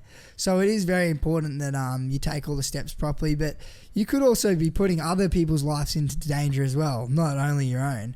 So it is super important that you take in all the just little stuff, man. Like there's so many little things that could you can affect other people's lives if in any type of incidents. But they go through every little thing. They teach you like all different types of malfunctions with your chute, what to do, how to get out of them. Like if you're in an emergency situation, you peel, look, locate, peel, pull. That's how you cut away, and then you pull your reserve. And then they have all certain procedures. But until you go up the first time you go up in the plane, a little plane, everyone's like jammed in there and you're going up. Your first jump, you are by yourself, but you have 2 instructors holding on to each arm and leg. Had you ever done it before, like tandem? Yeah, I did. Okay. I got a tandem. What was it like? Jacko hadn't though. Jacko was going up. He's never done anything. He's never jumped out of a plane, but he had his plane license and he's comfy in the air flying. Yeah. But he hadn't been out of a plane or been in a tunnel before. Really? And so you'd done both? I'd been in a tunnel and done a tandem before. What was the first tandem like? It was pretty scary. Where'd you do it? In Mission Bay.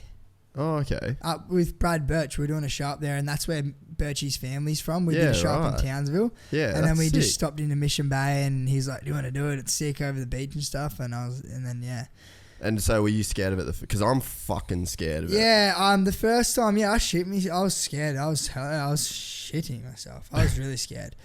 And then when we did this so we're doing the first day theory, first jump, like straight away, they go straight into it the next Tuesday morning, straight into it, gear up, go up in the plane, and then you have the 2 instructors, and you have it's very safe. Like they do have the procedures very safe. And the gear has never failed the people. It's only the people that have failed the gear. Yeah, so like panicking and not doing the right thing. Not listening, basically. Or you could say panicking and not thinking straight. But yeah, I really enjoyed it. I loved it. But man, like when we were doing it, so the first time you jump out, you're meant to check your Audi all the time, your altimeter thing that tells you like how high you are. And you need to keep, because that's your air awareness. You know where you are, know when to pull your chute. Yeah. You need to be checking this thing all the time because then you know exactly where you are in the air. Yeah. And you get roughly a minute free fall. Does it feel like a long time? Fuck yeah, dude. Really? It's unreal, like, yeah. So they did How long does it feel like it is? Oh, like if you didn't have a some jumps you expect them to go a bit longer, and then all of a sudden you're at like the pull time. And what is the pull time? It varies. When they're teaching you, they teach you to pull it for 5,500 feet. Yeah. 5,500 feet they teach you to pull. Yeah. When you're learning. So like 6,000 get ready, and then 5,500 you it's like wave, arch, deploy. But like, yeah, it's really important, like little, yeah. Just like all the little details. Yeah, but yeah, so the first couple ones, they do it with you. And then after a while, they let you start pulling your chute at 4,500 feet and you get lower. There's a pop and drop. I think it's your 7th jump. They get you to jump out at 5,500 feet. Oh. So like almost base jumping in a way. Yeah. Oh, not really. But they like get 5,500 feet. Fuck, dude. You still have heaps of stuff. Yeah. I actually stuffed up my exit and like went over into like a front flip 180. And because when you do it, you go into like an arch position, and it's like a badminton thing, and you just sort of you fall. become like a bit of a sail. Yeah, and you just sort of fall like to the, yeah. So if you're arching, you'll just naturally go to your belly. So you can like do whatever you want in the air, but if you just go back to your position, you'll just float down to your position. And then you just steer by like little movements like this, or steer around doing 360s, right? Like you go backwards and then forward, just all random different stuff. But so when I did that, I like tumbled and did it all wrong, but I ended up like doing another flip, but it was just like, it was pretty fun. But on I think the 6th jump, they let you do like a full solo. So the instructors stay in the plane, and then you jump out and do a solo. And on my solo, I was like a little kid on Christmas, man. I was like, really, you're frothing for it. yeah, I like jumped out and I hadn't done like a backflip or anything before. And they're like, oh, like on your first one, make sure you like jump out, get a good exit, and then just like float. Maybe do some checks to make sure you know where your chute is. Then 5,500 wave arch, like throw your chute. And then my first solo, I'm like barrel one way, barrel the other, backflip. I'm like, oh, the backflip works sweet. Grabbed my legs again, did like a double backflip. I'm like, oh, this is sick. And then I like tracked one way and like went like real far out. I did like a 5-second track and then came back in and did like an 8-second track back in the other way. And I was like, and then checking my time and I'm still like 7,000 feet. I'm like, oh, sick. Like then like another barrel and I was just having a mad time. And then pulled, sick, awesome fun. And then like with the Sky, and then we're talking to the instructors, having some beers with them at night time. And then they're like, yeah, so the problem is with skydiving, like when people get to 200 jumps, they think they know everything. Yeah. Like they think they're experts because these instructors are done like thousands. One dude there had done like 12,000 jumps. Yeah. We were doing our course through Oz Skydive in Maria. My instructor was Garcia, and he was awesome. I think he's on around 4,000, 5,000 jumps, and they're like, yeah, like when people hit 200 jumps, they sort of think they're experts and they think they know everything and do everything. I'm like, dude, I'm on 13 jumps and I think I friggin' know everything. So, yeah, it's truly, it's an awesome sport and it's really cool how much they, just they're really all over the safety, and it was one of the funnest weeks that I've had. And Jacko, man, he's a funny dude. Like we had some good times that week, and then how did he go with it? He did pretty good. But the best thing with skydiving was like everyone that starts the class, everyone's on zero. Like unless you've had time in the tunnel, everyone's on zero. No matter how athletic you are, like us being like doing our freestyle runs, we know how to deal with fear. I looked at my free fall as the same as my freestyle run. Like we got like a couple minutes in our freestyle run. So you need to go, you have this adrenaline hit each jump. All right, calm, reset yourself for the next trick. All right, go again. So it's sort of similar like skydiving, like do a trick, get back into position, check check how high you are. All right, do another trick. All right, I'm back in, check your trick. So I could relate it to a freestyle run and slow everything down and think calm, because that's what we practice. That's what we do for a living. Yeah. Totally different though. Like every time I went up, I went quiet, sweaty palms, shitting me. So like breathing and like, oh, this is real. Like, don't fuck this up. Like, just come on, man. Like, all right. And I'd go over my run like probably 5 to 10 times in the plane. Be quiet. And then when it get to time to jump, I'm like, why am I doing this? Like, this is duh. And then as soon as I'm out of the plane, I'm like, yeah, this is sick. This is great as shit. Yeah. And I'm like, but then it took me till like the 10th jump to be like, let's go. And that was sick. But then like in our class, we had an old dude. He was like 60 something years old. His wife left him. He was midlife crisis, wanted something new. So he's joined the class. We have this some young chick from overseas, couldn't really speak English, whatever. She's doing it. And then she was probably like the best of the class as well. Yeah, she was pretty good. But anyways, and then there's this overweight dude like in there, and then there's like this Asian dude. So it's like a pretty different mix of people. Yeah. But everyone was equal when we started. When we jumped out, everyone was equal, and we're doing revision and watching each other's videos. And some people picked it up a lot better than others. And the thing that they drilled into skydiving is competing against, like you're doing it against yourself. Yeah. So if you see others doing it, they might have had tunnel time, whatever it is. And having time in the air, yourself against someone else. Yeah, having time in the air with skydiving is so much more powerful than the talent, or when you're learning anyway. I don't know. I'm sounding like a freaking expert. I'm at 13 jumps. 13 more than me, bro. I think I'm an nah, but like I know, but yeah, they sort of everyone was on an equal platform, and it was really cool. Like, it doesn't matter how strong you are, how fit or whatever. Like the girl, I think the girl was good because girls they don't try too hard. Like guys think they're like, oh yeah, I'm gonna just do this. muscle through it. Yeah, and like, "Ugh," and it's like, no, relax, listen to the instructor, slow down, and then like that's how chicks think. They just, okay, oh yeah, I'll do this, okay, and it really benefited in the skydiving thing.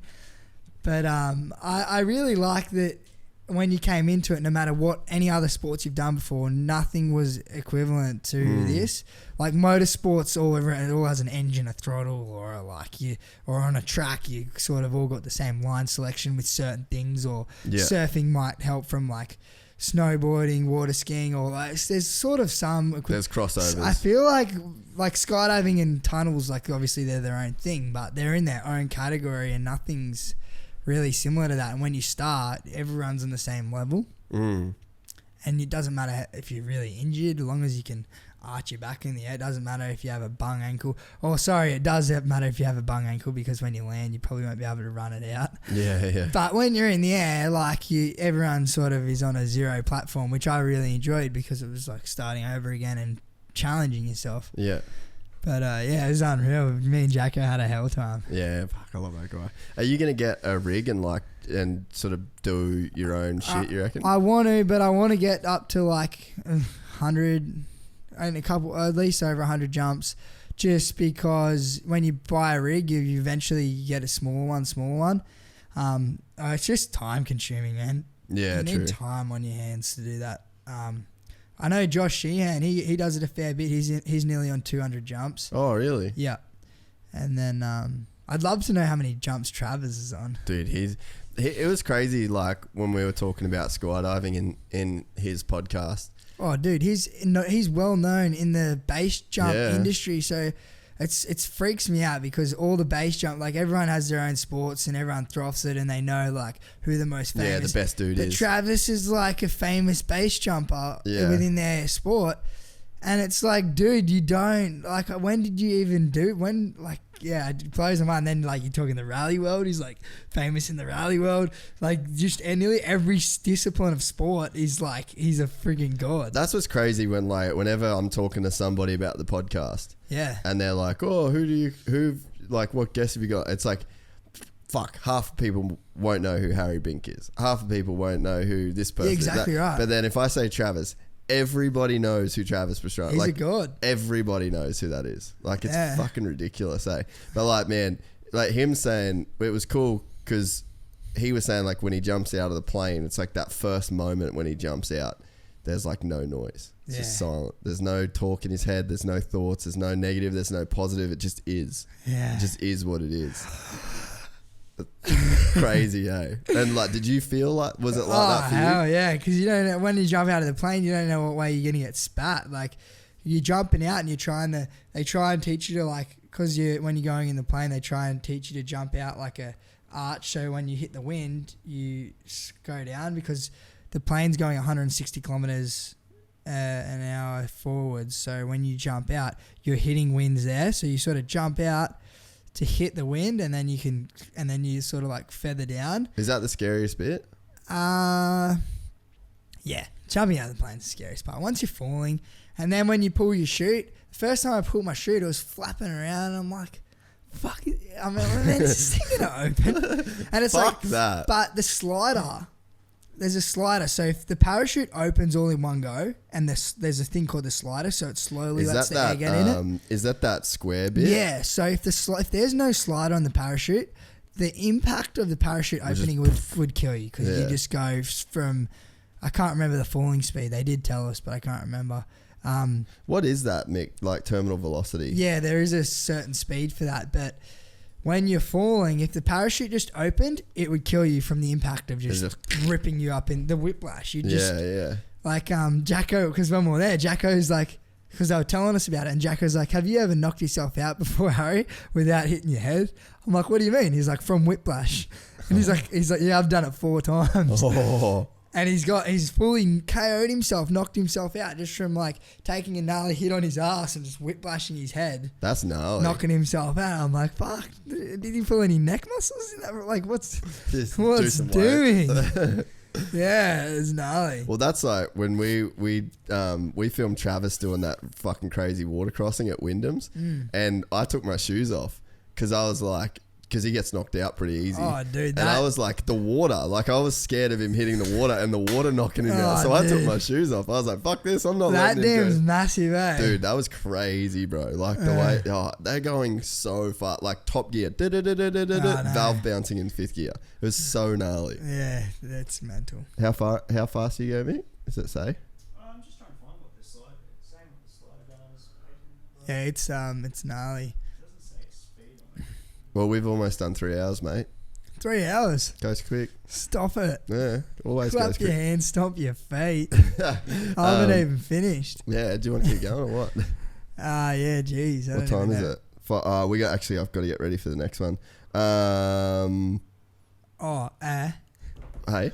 Yeah, too easy, boys. Thanks Yeah, for having us, man. I appreciate it. Why don't you Good to be back. I'll save the rest for the next one. I was gonna say, let's just do another one when the new studio's done. Maybe after like X Games and stuff. There's no limit on how many times you can come on. It doesn't have to be once a year. It can baby. It can be whenever the fuck you want, Harry. Nice one, brother. You've got an open invite. So what have you got going on? You got X Games in 3 weeks. Yep, X Games and then Nitro World Games 2 weeks after that. And they're the 2 biggest competitions of the year. So you're in lockdown now. I'm in gay lockdown. Working for that. Dry July is probably good timing then. Exactly, really good timing, clicking gears, and it's we're in train mode. What else you've got? You got anything for sale? You got your merch. Where can people buy your merch? I got a link on my Instagram account. You can get the I Love Mutt tees there or the Harry Bink FMX shirts. You know what you can also buy is you can also buy the Harry Bink graphics kits from Rival Inc. Yes, you can. Rival Inc Design Co. Yep. Oh, look right there. Mick's got it up. Oh, he's all over it, boys. They look fucking good too. Yeah. You can, if you think Harry Bink's a dickhead, you can also buy a Gypsy Tales kit from Rival Inc. Yeah, you can. But chances are you don't think Harry's a dickhead if you've got to this point of the podcast. If you think I'm a dickhead, buy the Harry Bink kit instead. And then you can also buy Harry's fist gloves, the I'm a Wizard gloves. Yeah. What else? What else is there? Fist gloves. That's I think that's all I got going for me at the moment. That's all you got going for you. You got a lot more going for you than that, mate. You're the man. No, as always, you're one of my favourite dudes. You're one of my favourite guests. Appreciate you. You're one of my favourite followers on Instagram. You're the man. Pull your pants up, it's over. Yeah, it's done. And you're my favourite landlord. Cheers, man. Love you, doggy. Appreciate you having us.